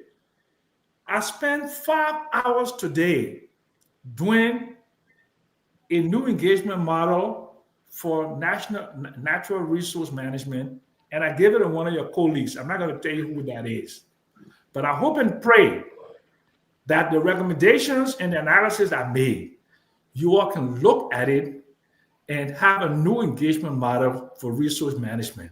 It is your generation, Senator, that's in charge. We are gone. I'm counting seconds and minutes. Please do it for the sake of the country so that you cannot leave 30, 40 years from now, you still be alive. There will be gaping holes. Does King George look like where $895 million worth of gold left last year? King George, come on, guys. Imagine that. Imagine that. Thank you very much, Uncle Sam. Dr. Bobla, can you close up? We have to run on this strip. Senator, I want to appreciate you and thank you for coming on tonight and for taking the time to speak with us and speak to Liberians all over the world. I do want to ask a question on the way out. 2 of the president arrest agenda. One is education and the other is tourism. Tourism is one of those areas where you can do a lot of good things. You create jobs, you expose the culture of people, and you generate revenue for government and other important projects. Education obviously needs no explanation. My question to you, Senator, is what have you done for the people of Sino in those 2 areas, education and tourism? Thank you. On the issue of tourism, I will tell you so far, nothing. That is something to look at in the future. On the issue of the education, as we speak presently, I'm building a high school, very huge one, for the first time in Jallah. There's no high school in the entire district. I'm building a high school there now, already roof. They are now, the walls, trying to plaster, do the floor. I'm also building a junior high school in the Namapo area there, Flantown, where the children walk 2 hours to come to a nearby school. Personally, the roof is on it, and I'm doing it in that order. On the issue of education, remember that I brought in 3 buses before that were carrying our children to school free of charge in the capital city. Those buses during the election time, they had them destroyed. They went under it and they cut all the wires and things. So I pulled them in Legislature. But as we speak, I got 3 more buses coming. They will be here by the 27th of June. They are on the ship already coming to replace those ones. And those children don't pay 1 cent to get on them. I provide the fuel, I provide everything. They pay the drivers. So they just stop to those bus stops that are built and they enter those buses and go to school. It serves them mostly during the rainy season because it's not easy to commute to school and back home. So those are some of the things that we do to try to help to contribute to the education. That's not the first high school. I built the first high school in Tocqueville, where there was no high school. And they have been using it now for the past four years or so. And so what we try to do, these are some of the reasons that we are so concerned. Now, people say it is not our work to do those things. I agree. It is not our work to do that. But in the great United States, they have something they call the pork barrel. The pork, rear pork, pig, the pork barrel. And that pork barrel carries all the enjoyment that the states has to enjoy, all the funding that states needs to develop those rural districts and those rural states. In Liberia, you don't have the pork barrel yet. You understand? So the people don't see Joseph Boyka or they don't see whoever they voted for anymore once they have voted. But they see you as a senator and a representative. So they come to you demanding that they need you to help them to improve their livelihood. They want school, they want hand pump. Now, if you say that is not my duty, then what are you really telling them? You can't get it from the national budget because the very national budget is already, spread before it comes. And so counties can benefit anything much. So we have to go looking for the means in order to do these things to improve our people's lives. You see? So what I do is I do these things, and those women that help their children to go to school, it has a ripple effect. The market women, when I went in the county, most of them were selling under tents. That when it rained, the rain is under their slippers. So the first thing I did in the capital city, I started building markets. And that's what has been one of my things. Because it is all market women that support their children to go to school. So they have to be comfortable in selling. And so I built lots of markets around that they are benefiting from today, comfortably selling to send their kids to school. So that, when it comes to, do you also know that I pay wire fees for the county for 3 years straight in the row before George Weah, the former president, came in and intervened and started paying the wire fees? I took 3 years. So I don't mean to interrupt you, but I appreciate all the things you've done for the people of Sino, but it's a lot of I. So but it's me. Wait a minute. But man, send me some money too now so you can help me. Because if I say if I say we, then I mean at least I it is unsustainable, Senator. It's not sustainable. That's my hustle. They also when they fight me and say, Duncan won't get rich, Duncan won't do this, Duncan won't this, Duncan wants to benefit from the resources of their country. Everybody vests that the Chinese man and the Lebanese man must come in the country to benefit. But we who are directly dealing with our people and helping them, we must remain poor. Because it is wrong for us to benefit from our resource. So we're gonna have this. We gotta go. We gotta go, Dr. Poplar. Before to help me. Dr. Poplar, thank you very much, the Honorable Senator Creighton Duncan. Let me just take you home with this last question. Are you still a seditious?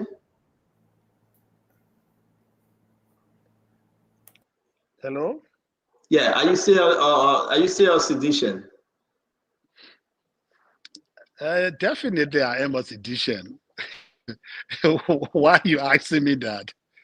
Okay, I just wanted to just be clear on the record. Are you saying? No, I told you I don't let party affiliation business, because they are all instruments that is established, and people work around individuals. So, I want to talk, Mr. Spoon. Let me stay where I am. I really enjoy the platform today. Scott, we had a great show. I'm not going to push you. There's the reason why I asked. Are you one of those anticipating the comeback of George Manawea, the former president? You won't buy your phone in trouble. See the kind of question you're asking. No, I leave it to that, yeah.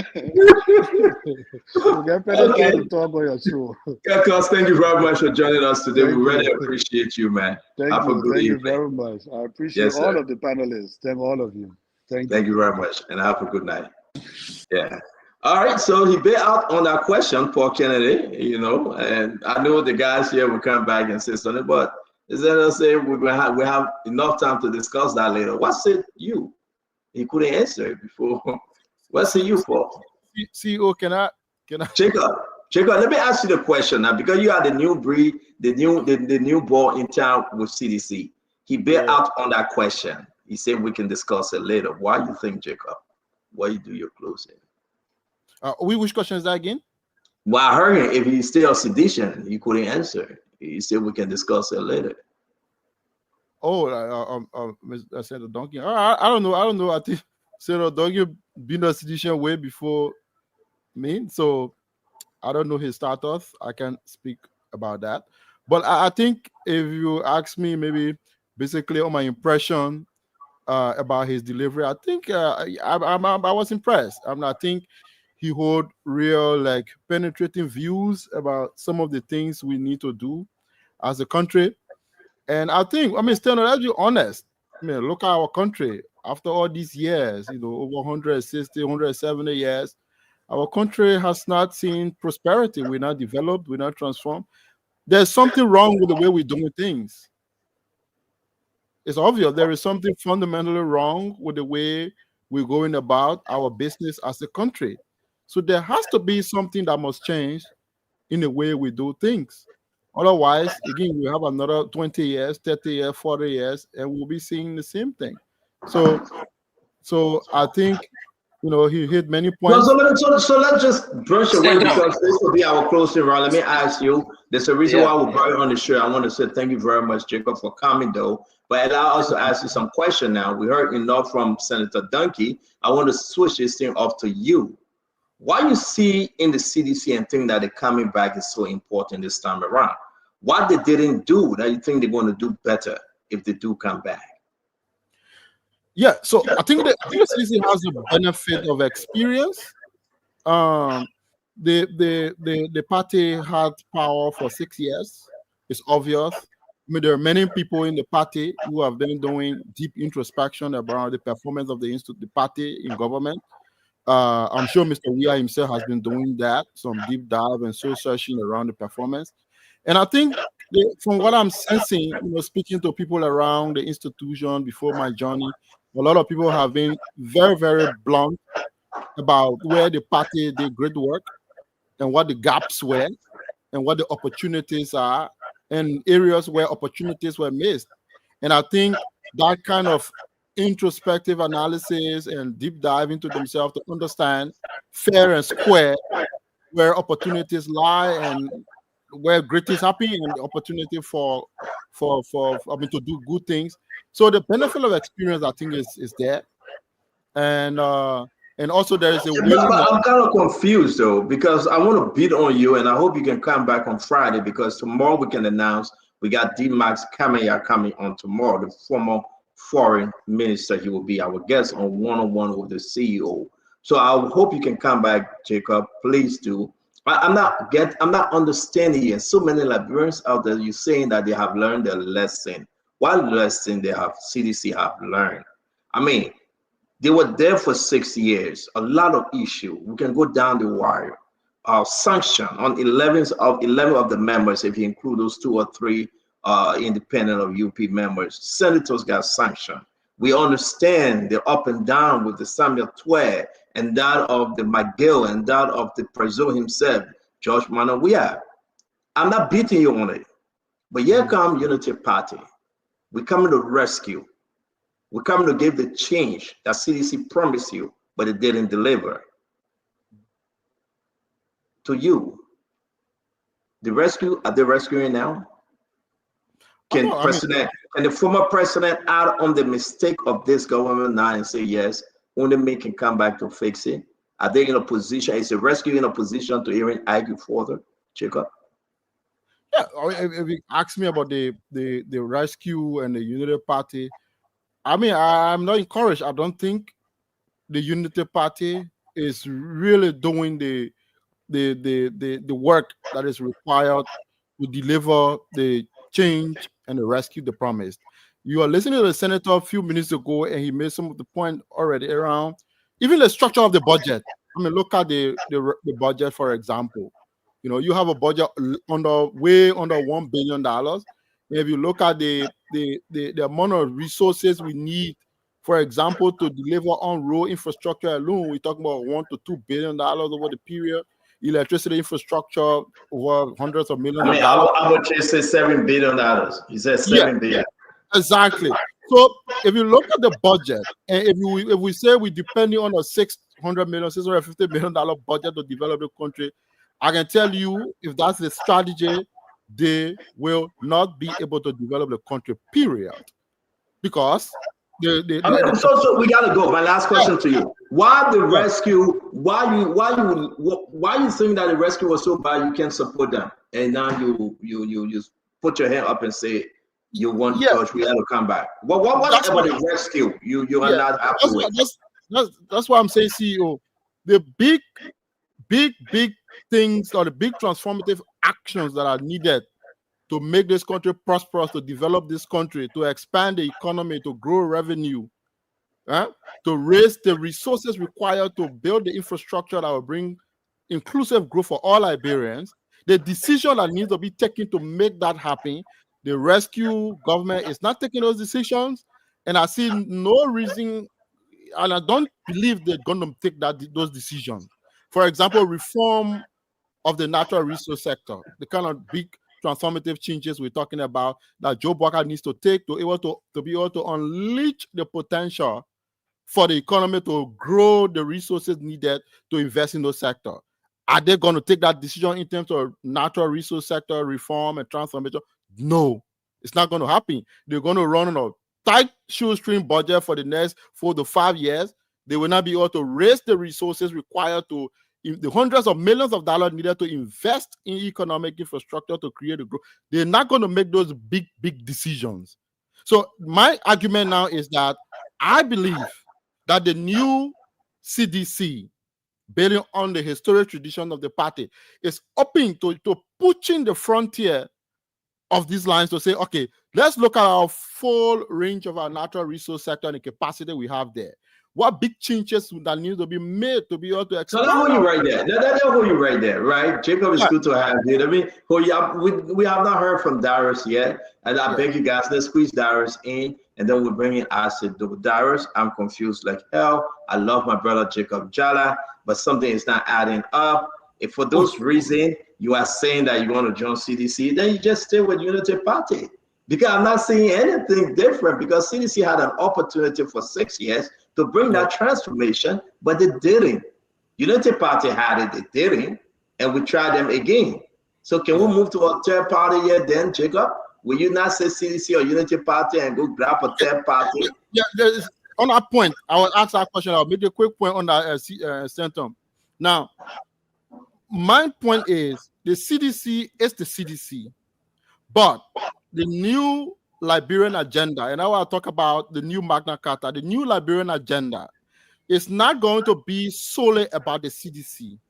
It's about building a critical mass of Liberians across all persuasions, all political parties, all professional groups coming together. And I think the CDC is a historic project will play that leadership role. But I think it is not basically going to be about just ambassador, we are just the CDC. It's about building a broad coalition, a broad church of Liberia, including people like you, private sector people, everyone coming on board to say, where do we go from here? Thank you. Darius, listen. I heard that summer. I heard that summer on Father's Day program, 2023. 2023 Father's Day program. I heard that summer. And then today we move on. But Darius, though, let's go. Yeah, but CEO, thank you. I think the network on my end has been very terrible, and you try bringing me in on so many occasions, but it's never late. People are Paul, Owen, Sam Jackson, I say Jacob, the rest of the panelists. It was good. It was a good show. But then CEO like Jacob, many people have already expressed their regrets of electing for voting President Bouaga, the rescue government. We listened to all of the clips from the market women, the Yana Bob, all of the street corners. People are regretting. If you should conduct an election today, in less than 2 years, the people will change their mind and bring CDC back to power. They have expressed it, that they are regretting. The country is hard. The country is hard. They are complaining. But then on the flip side to the senator, I think he expanded on a lot of issues and he advanced a lot of arguments. But I tend to disagree with him, like what Paul Kennedy said. The legislature is the first branch of government. The legislature appropriates the budget. They distribute the budget. And the senator is a co-chair on Ways Means. Next to Prince Moy, Senator Prince Moy. Now you set over the budget, you appropriate the budget. In other words, you divide the money. And then you say there, for example, central bank governor is making 22,000 monthly, 60,000 for house rent, 20,000 for scratch card gasoline. You got Patriot owner, you got LTA 15. You sat there, you agree to it, you appropriate the budget, and then you come back to complain. When you're supposed to be making all the necessary correction, you're supposed to be eliminating the waste in the government, managing the budget properly so that it filters down to the masses. But now see, we have gone 2 years, 2024 budget, 2025 budget. If you combine all, like what Martin Correa analysis show out, you got 1.6 billion, just our national budget in 2 years. But today, it passed all around, people are complaining. The hardship, because everything goes on the big salaries. It goes on the generator, their cars. And the senator also could not state clearly, and I think EPA defeated the senator argument about exceeding the threshold of the possession of vehicles. Because the 45,000, from what I read and what I researched, it is for a threshold. But then when you come to public transportation, public transport vehicle, like the 30-seated bus, it cannot be 45,000. So that is in another category. And I think the senator did not do well by presenting the case that EPA exceeded because he saw the 78,000. But what happens to the other category of or the other threshold of vehicles for the public sector, public transportation? Thank you. Thank you very much. You laid something out. I told our brother Jacob, who have won that ride, but I really do appreciate you laid something out which is so unique. It's just very simple. If anybody asks you, tell me what your wife will come by 1, 2, 3, 4. But I can tell you what your wife shouldn't come by. I got so many reasons, right? And then we can make that argument. And that's why I appreciate Jacob coming on the show. I said, let's hear you. I see you come from another place here, but and Uncle Sam was trying to go there though. The CBL report. I am seeing something that's scaring me. Even my brother Mambe couldn't make the show today, but he agreed with me, right? That's something about the CBL report is like deja vu all over again. I said, welcome to the show. Let's talk. I will have to see the CBL report later. I'm not seeing it. Okay, so but then if that were the case, because Mommy was just, he sent me this, let me send it to you. He said, Santa, I want to come on, but that report is hitting her. But let's also talk about the, let me bring you on. You came late, you couldn't ask your question, but let me bring you on. Ask it. You're following the show, let's hear you. What? I mean, Duncan say his thing, whatever you could say, but we know CDC is coming back to power. That's simple. It's a simple reason why CDC. No, I'm not saying I agree with Duncan. I'm giving you the time for you to talk because we have not heard from you.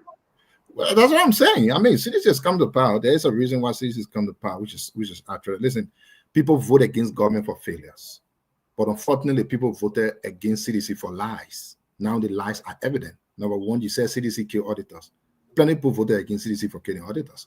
So they back out there up to now, nobody in jail for killing auditors. So those people who voted against CDC because of the lie that CDC killed auditor will not vote against CDC for that. People voted against CDC because CDC took 16 billion. And up to now, we're still begging back out every day to put the people in jail that stole 16 billion. Nobody getting in jail for now. So it's simple. People didn't vote against Georgia because Georgia did not build market, he didn't pay wire fees, he didn't do all of the things he wanted to do. No, people voted because of lies. They say, oh, President Georgia, as soon as Georgia became president, in 6 months, he built houses. But the people not thinking that, but how is it possible to build houses in 6 months? It's not possible. I mean, it's not possible in Liberia to build cement houses in 6 months. No, it's not possible. That means those houses must have started being built long time. And now today, the people know it started being built since 2015. So the people ain't going to kind of vote against President Braga for the lies, President Weah rather. So why else they vote against him for? So I mean, we are not. So let me ask you about the GAC report. You care to speak to that real quick? Well, I don't know about that with the timing. I think we need to time these things because these are not things we just brush under the corner. And you don't do it about it, or you don't want to talk. No, I'm talking about the timing. Listen, these are the core that brought Unity Party to power. We can't just come and let me hear about GSC report and then we'll go. That's not how we should be. Listen, today, we were made aware of high core, sophisticated criminals in government. High core, sophisticated criminals. Give me 5 minutes. Let me go through this. What happened? No, I shouldn't give you 5 minutes. That's enough of a time. So you want us to do it Friday? We will do it Friday because it just came up, and I know. Stand on. We were in a place of consistent lies. This is trash. I don't want to read this. This lady didn't understand what she was saying. This is trash. Not what I want to see, actually. But the truth of the matter here is that we were in the place of consistent lies, and the truth are up to date.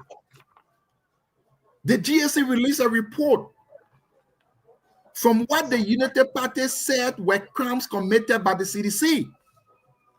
And that report was released since March.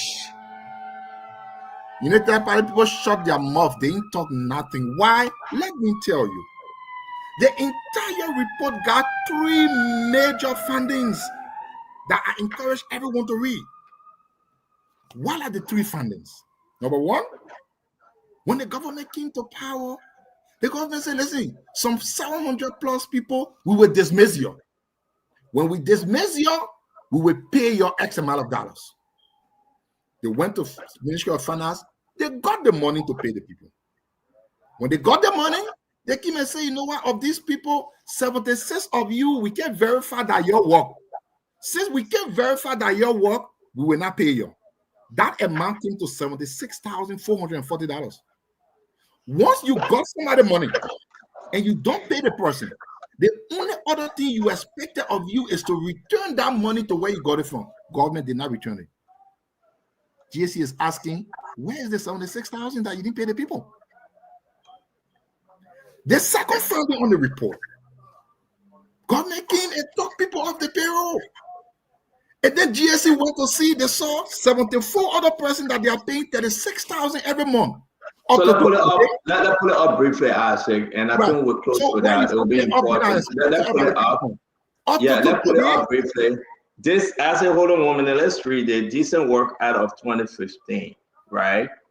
Isaac, we observed that 74 staff with the total unpaid arrears and severance benefit amounting to $76,440 were not paid during the close-up exercise due to lack of evidence and the legitimacy of the employment. However, we observed no evidence that the unpaid checks were voided and the amount retained in the entity account as required. Isaac, is this one of your arguments? They took the money to pay the people. They didn't pay them, but they didn't put it back in the government account. Can the government explain this? And we want to put this in. Isaac, can you share in the chat room, because I just sent it to you? Yeah. Can you put it in the general chat room and talk to us? Yeah, let me just finish that. Just put it there very quickly, because I don't want to lose my train of thought. There is something more than what we are saying. This is a sophisticated manner of criminality at the highest level of government. Now, I was saying the second thing. The second thing was 74 persons. GSC went and saw the 74 people getting paid. The 74 persons were being paid $36,000 every month. From the time they started paying them today, they have paid them a total of $536,000 US. Just but these 74 persons we are not seeing no employment, no anything. Where are they? Since we're not seeing anything, let's see the people. Minister of State say, the people, okay, we try to bring them. GSC came by and said, I won't see the people. Since, of course, 36,000 are plenty of money. Up to today, Ministry of State have not brought it for 74,000 people. GSC have not seen those people with their eyes. So you put 76,000 together, plus 536,000, you are going to almost $600,000+ in 2 months. That our friends from the Unity Party, and you know me, I've always said one of the most important things on audit report you should look for the management response, because auditors can make mistakes. So the management will come and respond to the audit finding and say, you know what, you said this, but no, you made mistake. This is it. You know what the management said? We acknowledge your report. It only means, yes, we took the poor money, we didn't give it to them, and the money not in the account. Yes, we brought on both 74 people that we're paying $36,000 every month, but we can't show them to you. We acknowledge the report. Stand on. If this is not wickedness at the highest level, you took people money, you brought it. Then you look at them and say, you know what, since I'm not seeing your employment letter, so I will not pay you. But then you didn't give the people money back. So I hold you there, Isaac. Guys, the GSC report is on the website. It's not a secret, right? And what we're going to do, because we haven't Kamaya, D-Max Kamaya tomorrow, we're going to discuss this thing on Friday. And thank God our brother Jacob will come back, and Uncle Sam too will go into it with Dr. Bople. The report is on the GAC website. This is nothing hard. Nobody hiding anything or making up story. So I'm announcing to you, go on the website and go ahead and read it before coming back to us, okay? And let's have a great show on Friday. But we must close this show. Something doesn't seem right, Uncle Sam. The report that is there, the little one said I put in the chat, even my brother Mommy said to me, these people are still operating on the supplementary payment, and they didn't stop it. But now, you didn't put the money back because you didn't get to the people. So what's the money? The question remains now, where's the money? You didn't give it to those that you say you're going to give it to. You didn't give it to them. You didn't put it back in the government account, and the money got stuck in the executive mansion. I mean, and that's scary. Go through the GSC report and find out for yourself, because it's only fair to do so. Dr. Uncle Sam, let's go to you, Dr. Bople, while we close the show. Consider us that we're closing the show now. It's 7:30, 11:30 in Liberia. Uncle Sam? Well, look, I like Senator Duncan. I like his passion. He spoke like a man that is on a mission. I think he clearly has presidential ambition with all of the monies he's spending to build marketplaces, to build this, to build that. When a Liberian man starts to do that, it tells me it is not an altruistic venture, but a political venture. But good for him. Okay.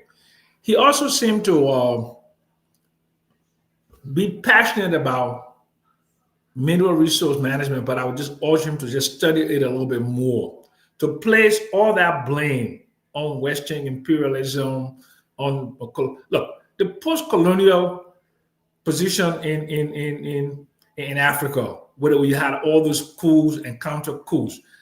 Africa for the last, I'll say, 30 years have been going to like labor democracy, of course, with the exception of Niger, Mali, and those places that in the Sahel, right? But Liberia is a liberal democracy, and Liberia has significant amount of resources, iron ore, trillions of dollars, and you're looking at gold resources. We're only scratching the surface. What we need to do is to just put our best and our brightest with a strategic plan and an implementation model to grow wealth. Wologisi, I see the people in Lofa there. I will form a Lofa Development Corporation. I will go raise money on some capital market for do exploration, and I will outsource the management to start exploiting Wologisi and maybe start making pig iron over there. Or we can securitize the assets, our iron ore assets, and raise money for public sector investments in education, in health, and infrastructure, and all of those. But the problem is Dr. Brooklyn and Jacob Jallah, and Port Kennedy, it's a serious limitation in the global understanding of business. When I see a Liberian legislature grant a $4 to $5 billion asset to a company that does not have the technical and financial capability, and that company sells it on the same day for $120 million in the case of El Anito, it tells me they can't be that stupid. They just don't know. Right? And when I see that we gave Tutu to a Russian company, Severstar, that because they have U.S. sanction put on them, that we cannot sell those assets to another person to start doing some development in that. Just get rid of them. Just get rid of them. Just get rid of them. And then compensate them, whatever money they've spent, give it back to them. Go to arbitration. You cannot hold your country back because the Russian company Severstar is on a UN sanction. And then with the B Mountain, $895 million worth of gold, not one single dollar in gold reserve, and not 1% equity participation for Liberian citizens. And the King Jaw looks like a primitive backward town, and they're taking $900 million worth of gold out of that every year. Something's clearly wrong with us. It is not that we just don't know how to do it. So we should need to go to get the best and the brightest of Liberians to help this country to set up a real economic architecture, a real financial architecture, so we can be wealthy. But if you're talking, they will say, "Oh, you think you know too much?" Don't call me. There are Liberian vice presidents at JP Morgan. There are Liberian vice presidents in some of the biggest corporations around the world. There are Liberian construction engineer, mining engineer, geologists all over the world. You don't call us. Thank you, Officer, thank you very much. Again, though, that's why sometimes we fight this war between the CDC and the Unity Party. That was popular. CDC was there 2017, 2018, they came to power. 2018 to 2023, 6 years fly. We agreed by themselves, brought all the mess and agreed to 66 plus concession. Right? But here we are, Dr. Popular. Now the problem still exists. We still have a problem. The Kenjo, the B Mountain, all these places, the entire Western Cluster region, Salamita. Understand? Dr. Popular, there's no. I hate to do this, but we agree that when we come, we'll bring up the major reform. Western Cluster still operating. All these people, then they are still operating. Talk to me. Is this the change? So, as we wrap up, CEO, the senator was on tonight. And I was disappointed because, at least for all the portion I heard, and I listened to him quite a bit before I even came on the show, he didn't seem to answer one question straight, not one. The blame game is a turnoff for a country that is resource rich with so many poor people. That's why we elect you. Leaders don't explain problems, they solve problems. He quoted, he cited examples from the US, the pork barrel. The late Robert Byrd was a senator from a small state of West Virginia where I used to live. Robert Byrd would go to Washington, D.C. He said, y'all call it pork, I call it benefits for the people of West Virginia. And every time he came back, there were laboratories, there were universities. You know that. You cite the example, but you don't try to institute your own pork barrel so Sino citizens can get something. You take people's example, you talk about Ghana, all those things, but you don't bring any of them home. You don't attempt to fashion a solution, and you just come and enumerate problems. So you don't represent the future of the country. The people want folks who will solve problems, and that's why he was elected. Listen, the senator for Sino CEO should go to the table and talk about what's needed in Sino. That's why before they go do budget talk, they ought to scan the county and engage the people so they know the needs of the people.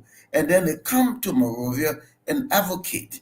And if you say they passed the budget and there's no money there, that means you didn't do your job, because your job was to be a voice at the table so that Sino citizens are not forgetting the interests and needs of representative opportunities from your counties are exposed when you come to that national platform called the legislature.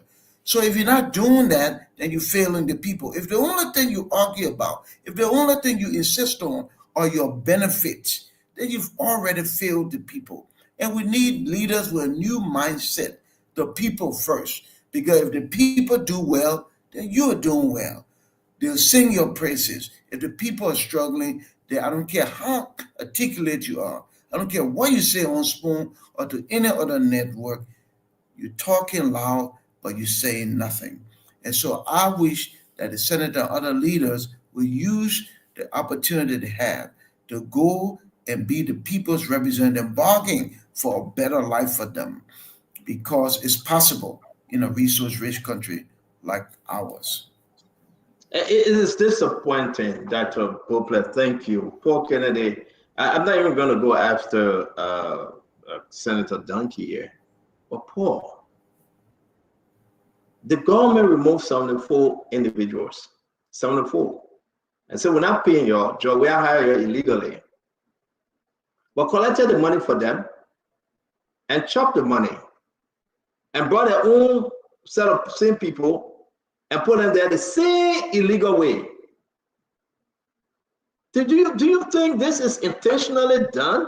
And then I know my friends in CDC are going to beat me when I use the word intentionally.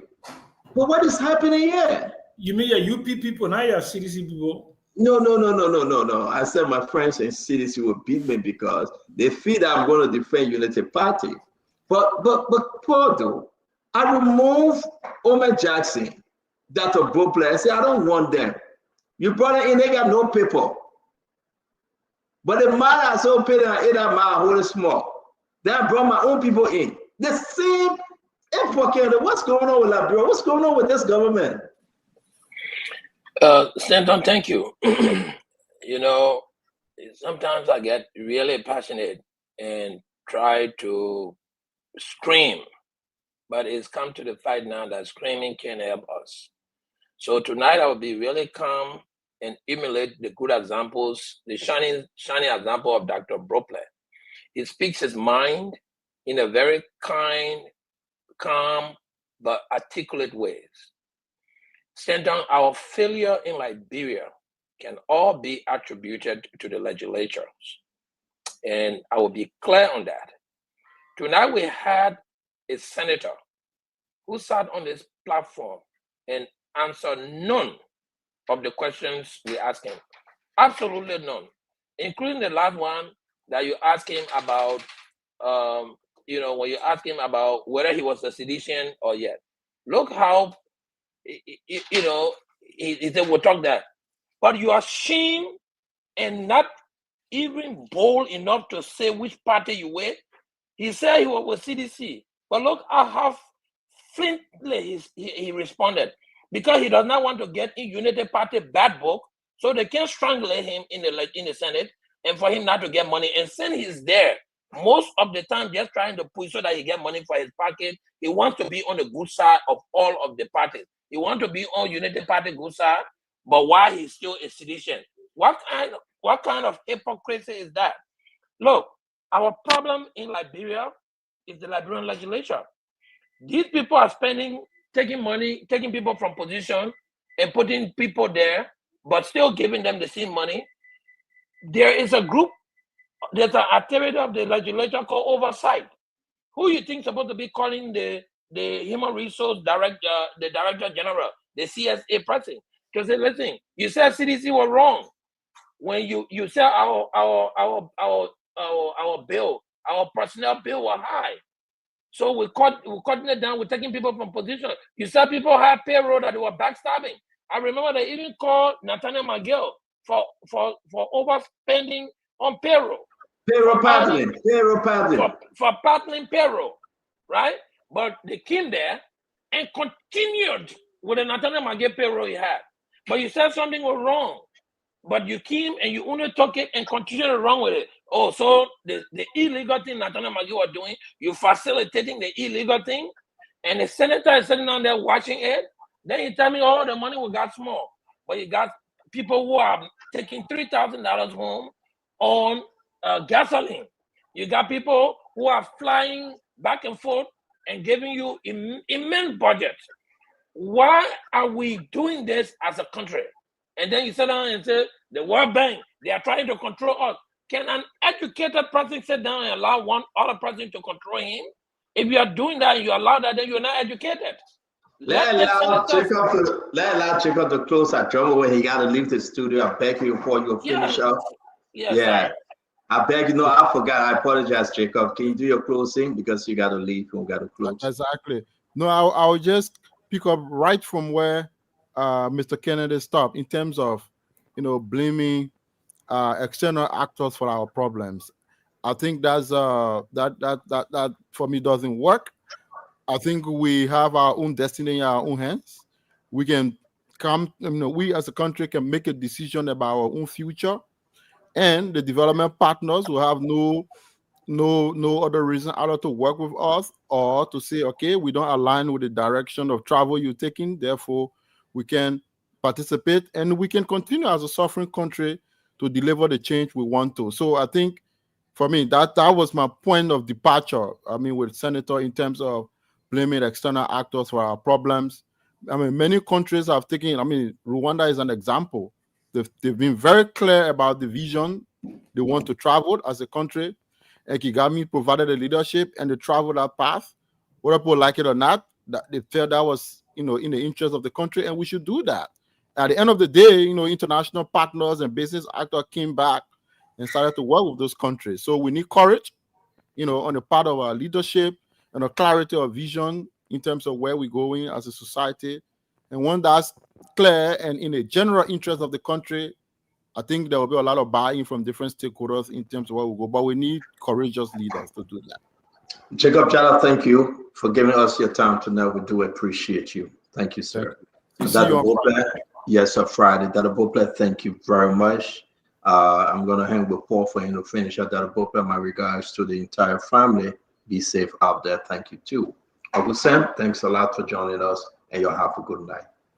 Paul, let's hang on. I want to hear you finish, Paul. Yeah, good night, Dr. Bropler and my colleagues. But Stanton, let me just tell you something. We're listening with Sarah here and listening to Sam Jackson, who really just gave us a long list of all of the endowment of the country as far as gold is concerned.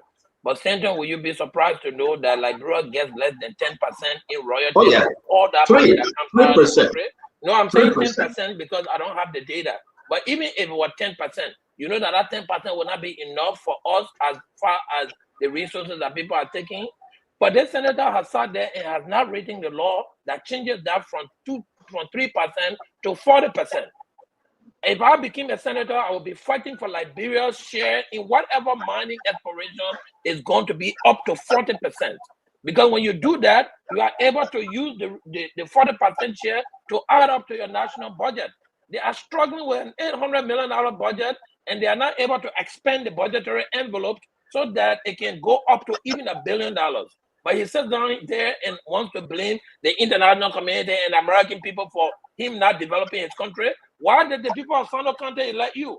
They elected you so that you bring balance to power, for the executive branch of government to not have a stake in his hand, beating you the rest of the government. But you ignore all of that. You allow them to usurp your power, and then you want to blame them. I want to clearly differ with him. I respect and want to honor the opportunity that he had to come on the show to really speak, but I just didn't understand anything he spoke last night, because I feel that he's one of the people who should be there to ensure that the Liberian people are not ill-treated. Stand on the people pay their money to get minutes for the phone. Sometimes 1 month, there's no network in Bapolu, but the people keep paying their money for the services, and you are not giving them the services, even though there's a contractual agreement that speaks to the people to tell them, listen, if you start off, if you pay for your minutes, you should get the benefit of your minutes. These are the kind of oversight responsibilities that our people in the legislature should be providing in support of our people. School has not, people are not doing well in school. The University of Liberia got students that have not completed their enrollment from one semester to another. But if a senator who is there with an oversight over the Ways and Means Committee is not able to say, no, this appropriation is too high for individual organizations. Let's move some to the university. Let's move some to the hospital. Let's move some to the development sector so that our country can be like Ghana that he mentioned in his explanation. But he wants to come on this podium and compare. But it's okay, Paul Kennedy. My thing, stop that. Paul, just the issue. He said when his people going to make that determination. But I want to say to you also, at the end of the day, guess what happened, Paul? The Liberian people got to step up. Seriously. Our leaders are failing us, Paul, every day. And they are justifying the reason why they are failing us. You know that? You know the people will come to you and give you reason why they are failing. I'm not calling names here, but I'm just saying that. They are justifying their failure. And you got some. We have made ourselves gullible. So people are listening to us. People are listening to us on the radio, on Facebook, all over. The people took this big thing from the executive mansion, and it's a payroll pardoning. It was wrong. How they did it? Some people got rich, Paul. But then the government came back and they did the same thing. But just to say, CDC was worse. But you know what? We are Western, if that's a word. They did the same thing. Who can justify that? It's the control no block in every area. You know, when I told you again, I was starting to waste more. Give it another year and see. Well, I'm on this big thing the same moment. Just give it small time. Give it another. How more? Okay, so Paul, I agree. How many more months you want me to give? How many more years you want me to give? Senator, you know you and I disagree on this all the time. I'm one of the proponents of giving this government a time. I'm even telling you up to next year, March, if this government wants to do well, they can change. Why your owner scientific study say give it up to next year, man? Because you're scientific, man. Yeah. Then the other person who say give it up to this year, and somebody said no, the 1 year was enough. Why? You see, listen. When you see government failure in the first quarter of their performance, so for me, scientifically, up to next year March would actually be a quarter in the 6 years they have, and at that time when they have failed, for them to rebound to come back, it will be difficult for them. But the government still can do better if they actually want to do so. But I don't want to prejudge. I don't want to prejudge them before their quarter ends. Well, it's our prayer that the government is. It's my prayer, right? I pray that this government should do better, because you know what? When this government do that which is right, Paul, man, I will be happy, because people say, "Stanton, you did well." You know that, Paul. But you come on and show, you pretend you're one of those that beat on me and say, "My man, I voted for that government, for that government." In the corner, you say that. So I'm on an obligation to hold the government feet to the fire. But you know what? I want to share something though. I heard that Jeremiah Kuhn said he went for the female legislative caucus program, and he said he wanted to champion women, more women in the legislature. Paul Kennedy. That me say, that my friend Jeremiah Kuhn said it. No, are you listening? I agree with Jeremiah Kuhn. No, wait. Champion women Wait. including the legislature. Yeah, so you agree, right? Yeah. Okay. But we should not just put women in the leadership. We should now, put educated you still talking. Yeah, we should put experience. Paul, you still talking. I just asked you one small question. Wait, my man. Hey, man. Your business how? Guys, don't forget tomorrow, Kemenya will be our guest. We want to say to all of you, please don't forget. So, Paul, you said, my friend, JK, I don't know, I have never called this guy vice president before. I always call him JK. You said he's right? That we need more women in that place. I agree. Oh, man, I 100% agree. But I want us to listen to Jeremiah Kuhn, the vice president of the Republic of Liberia. And Paul, and I want you to tell me, right, whether JK really believe what he's saying. You say you agree with him. We need more women, right? Papa, Jerry said that the man busy. Now, what I believe what he was saying. Paul, wait. Paul, let me finish. Let me finish. Jerry said that the man beat on Eden going away. So Eden was a woman. No, he put a trouble arrangement as a justification for his action in Nima. So you see, Stanton, I'd like to be realistic. When the vice president came out in the justification that this time it cannot be Edith, it had to be what's the gentleman in Koga. He said that because there's an existing arrangement and understanding that man and gun people. But that's the justification he gets. Paul, JK, I'm a man, I'm a brother. Trust me. JK and myself, yeah, trust me. But in one part, I will give it to him. Yeah. The man still in front. He's still in front a lot of women, beautiful women. The man not left, he not right, he got nothing to say. But we need more women in the legislature. But somebody say, "What chief? You just beat on Edith. You just say Edith." Let me defend him in this one. I don't think his beating on Edith was because she's a female. I think his beating on her was because of the arrangement, the sitting arrangement they have that 2 gun people or 2 man people can be the senator. I think that was their understanding. But at the justification he made. So let's come back to the original point. Stand on, let me tell you why. Let me tell you why. Let me tell you why. I want to know why. Because you are not being. No, I really don't want to know why, my brother. Right? You cannot separate the goat from the cassava. You want female in the legislature? Don't get no excuses and say, "Well, we said Mano and Gio." No. You want female participation? Bring them. He should have champion Edith. But then after you beat Edith, you brought in Koga. Then he said, we want female participation. Boy, are you serious? Come on, man. No, man, don't do this. The brother tried to sugarcoat his action, right? After he finished beating on the lady, he stood against her, used all his executive power, carry money to the place and throw it around, got the woman defeated. Then he come back in the corner and say, "You know what? I like women candidate. I like women to be in leadership. It's just that I'm going to support the men." Yeah. But you see, I don't think Liberia's problem is women in leadership. I think Liberia's problem, Stanton, is dishonest people in leadership.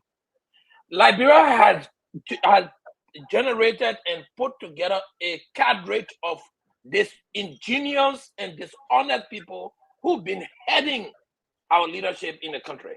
I mean, women have been there stealing. I can list a lot of women who have been chunked out of position because of corruption. Men have been there stealing the same way. So it is not about women leadership or men leadership. I mean, I got two beautiful daughters. One of them an engineer, one of them a bank executive. I would want them to be in leadership, but I want people who are honest, who are educated and experienced and have the competency, not just because you are a woman or you are a man, but you should be able to deliver the functionality of the office you fill. We shouldn't just be picking any kind of woman. We've seen a lot of women who are completely incompetent in Liberian Well, that right? thing you do that photo cannon you going after. You must say that I didn't call no, that photo cannon you going after. names. You must say that one. That photo cannon you going after. Issues, not personality. That photo cannon you going after. You must say in that one. You don't do that. But let me play Jeremiah. Listen, I want to play Jeremiah tape, right? Because it's only important for the audience to hear us. Listen, let's listen to JK.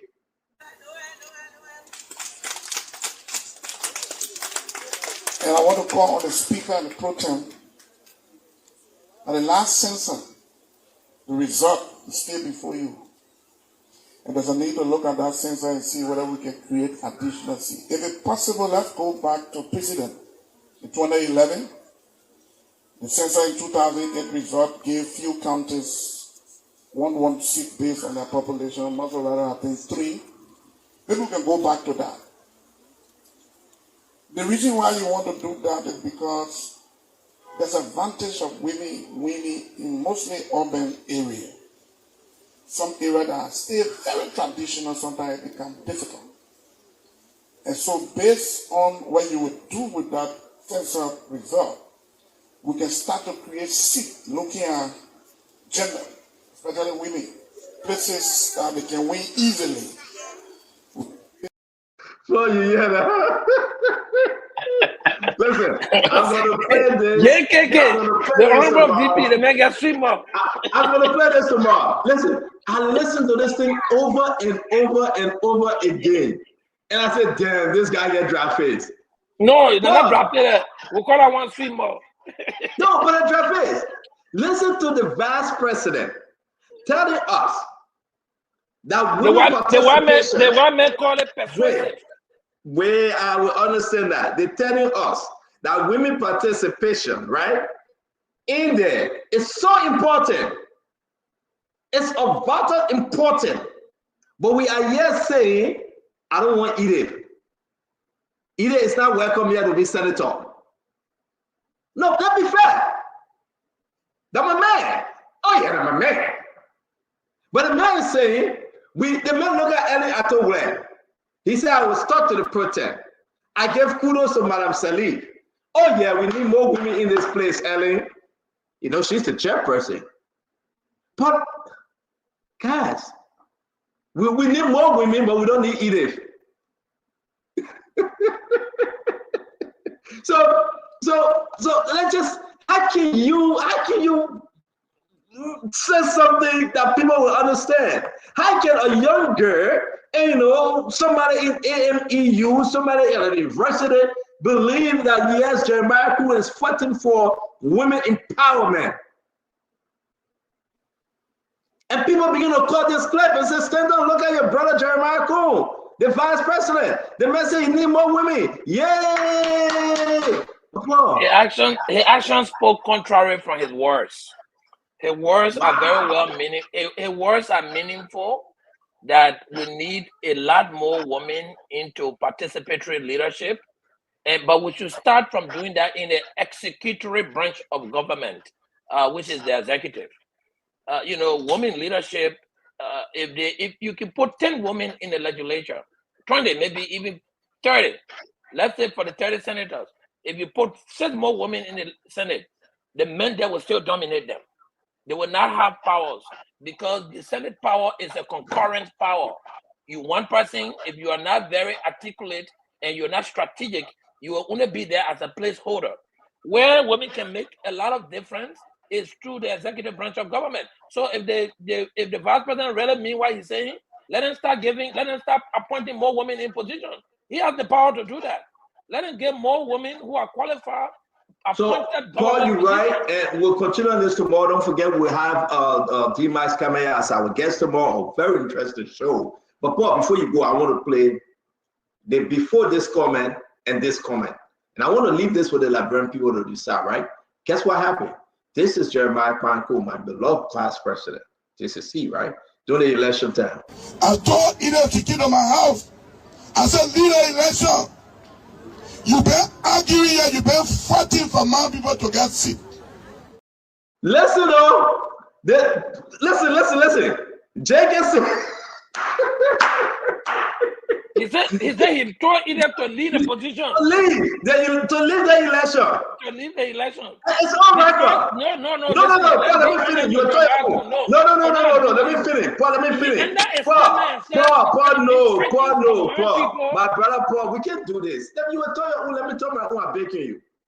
The same JK, my own friend, Jeremiah Kuhn, right? The message he told Edith to leave the election. Leave it.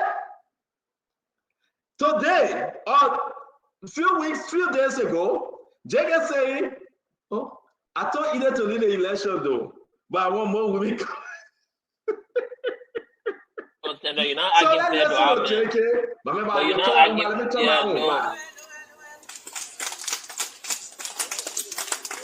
And I want to call on the speaker and the pro tem. At the last census, the result is still before you.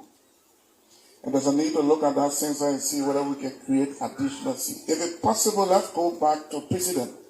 In 2011, the census in 2008 result gave few counties 1 seat based on their population, much rather I think 3. Maybe we can go back to that. The reason why you want to do that is because there's an advantage of women in mostly urban areas. Some areas that are still very traditional, sometimes it becomes difficult. And so based on what you would do with that census result, we can start to create seats looking at gender, especially women, places that they can win easily. We give them as a seat and give them the support that So, who brought for a grade? The thing, places that they can win easily. You see, the vice president is a smart man. He wants the people to go back, the protest to go back to see the census result, so that they can find places to make additional districts. I'm gonna play this. I'm gonna make this win easily. Come great. I'm gonna make this my ringtone. How many female the vice president got under his employee in his office? Let's begin from there. How many you can begin from there. That you're the scientific man. My own, I keep it simple. Great. The vice president went to a women program, right? The vice president told the women, it was headed by my sister Ellen Atole. The vice president told us, listen, we need more women participants in the legislature. We need more female representatives. We need more female senators. Great. What just happened? Let's listen to what he said. I told Ida to get on my house. I said, lead the election. You been arguing here. The message we need.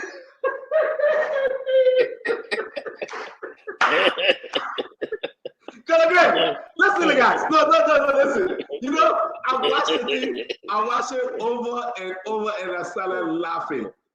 The message we need more female representatives. We need more female senators. We need more female directors and ministers. But the very one chance he had, I'm not even talking about the first time he ran against Edith. No, I'm not talking. Because at the time, no. He wasn't a vice president. But as a vice president, there was very, very good opportunity he had. When he had the opportunity to make a female legislator, to make a female senator, he's in power. He has desire to bring in more female, our mothers and our sisters, to make one honor his wife. Listen to what he said. I told Edith to get to my house. I said, lead the election. You better. I'm saying that politician, man. That politician, now they don't do it. They speak in the reverse. Oh God, I'm gonna play this tomorrow. I want everybody. Listen, no. Listen, I got right to repeat on everybody, and I'm gonna play this tomorrow. No, you're picking on my man. Listen, the man did not end his statement. He said he told Edith to leave the thing because he either have been advocating for man people and gun people to have equal place in the politics. He said Edith was an advocate of that. So why he's asking Edith to leave the election? Now, in the new program, he's telling Edith Atogwe that he wants women representation. But my question to him is, he's the vice president. Let him begin by appointing many people in the executive branch of government. Because you can't determine whether the electorate, the voters, going to elect female or male. He has no power over that. He can open as many districts as possible. That will not make the electorate to elect female or male. Where he has the power is in the executive branch of government, where he can say this position will be a gender balanced position. Out of the 6 directors, 3 of them will be female, and then 3 of them will be male. He can do that as a policy. I disagree with you, Paul. He can fight for the female inclusiveness like he fought for Sam Koga. Imagine if Jeremiah Kuhn, right, Honorable Gray, were to say, I support Edith Dongwe. The election was going to be over that same day. So you can't say he can't. Yes, he can. Yes. My argument tonight, and I know they're all listening, we should always speak truth to power, avoid politics. You cannot go on an international platform when you see all women, all of our sisters, all of our mother, and you say we will draw the census and get room for more female participation, representation. But yet when you had the opportunity, it was given to you in your country that you are the godfather. All you should have done, Sister Edith, we need more female. Come and be senator. But you didn't.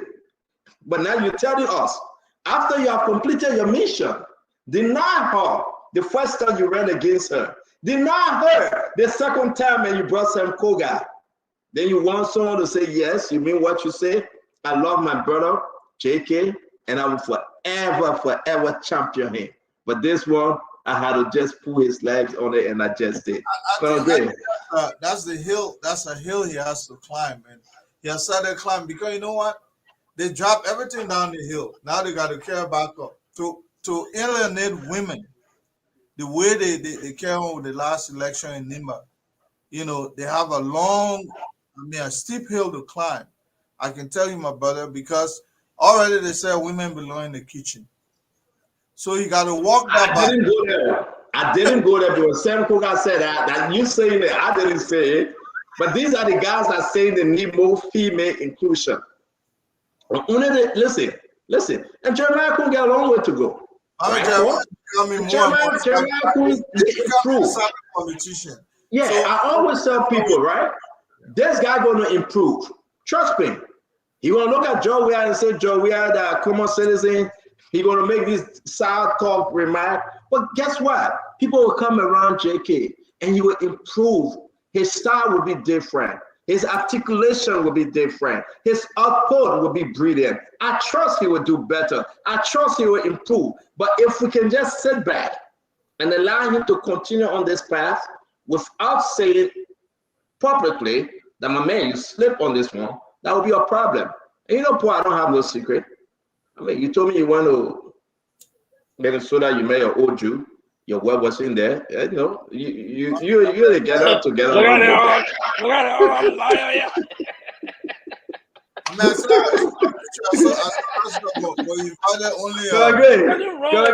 They got told the woman say you went to a family hall. Now you hear this thing, they don't see each other for years. Look at that.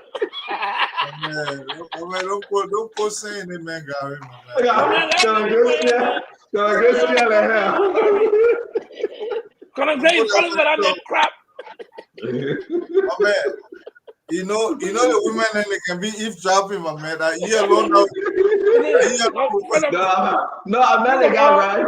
I called the guy at the airport. I said, Paul, somebody just saw you at the airport with a beautiful woman. You know, she just, I mean, I know about it, I mean. The one guy, he was like, Stanton, I know you, I mean, I know about it. I said, oh. She knows. Listen, the day my wife put me out, I come here, I'm moving to the house. Let me just tell you that one function. Now what you should because women, they don't joke, that way. Colonel Gray, and you listening, right? The day confusion time at home, I'm moving to Tender House. I'll be staying here. You get camp house right there. You go to camp house. I'm not camp brother confusion in my home. That you. Man, all your women that know me, they know I can play hard joke. I will not something. I want to say thank you, right, my Paul. We see them all. Don't forget, we got D-Mac coming on the board. It will be a great show. He comes, let's say, it's like a tell it all. We'll talk about the non-permanent seat. I just can't wait to have D-Mac coming out on the show tomorrow. We want to encourage all of you. Join us tomorrow. Let's listen to the former Foreign Affairs Minister, the immediate past Foreign Affairs Minister, D-Mac coming out. Again, guys, on this note, I'd like to say, Nelson, you want to come on? It's been a great show. You have a wonderful evening as always. Continue to share, continue to listen. Have a good evening, guys. Thank you very much, Paul. Nelson, you want to come on, please? All right, Connor. Thank you very much. I'll see you tomorrow by God's grace. All right, brother. All right, chief. So Nelson, I played some of the video. You did extremely well today. You went out of LACC. Let's listen to what they have to say. Again, how it ended. The book her, they took her in, and the MCSS folks, they are in trouble right now. We'll try to squeeze that in tomorrow. But Nelson, I said to you, my beloved Nelson, thank you very much. And I know you got to go rest because you got to be at the Senate tomorrow. But again, I want to say thanks a lot. We really appreciate you. And Damon, by the way, Damon had to go on the other side to produce. You guys have a wonderful, wonderful evening, Nelson. We're not hearing you.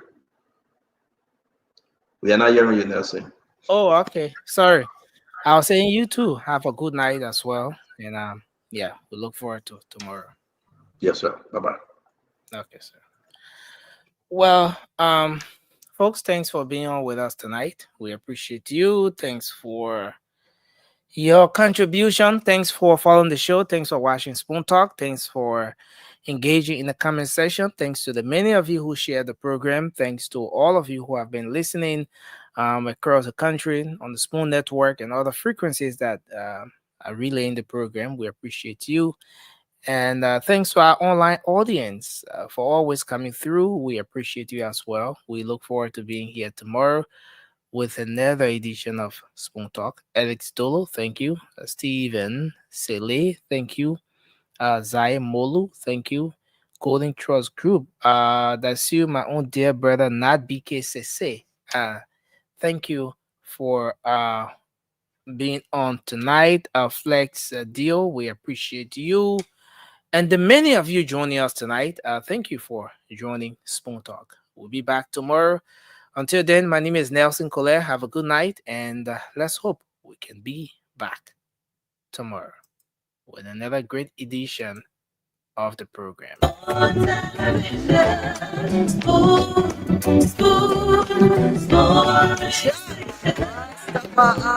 Spoon.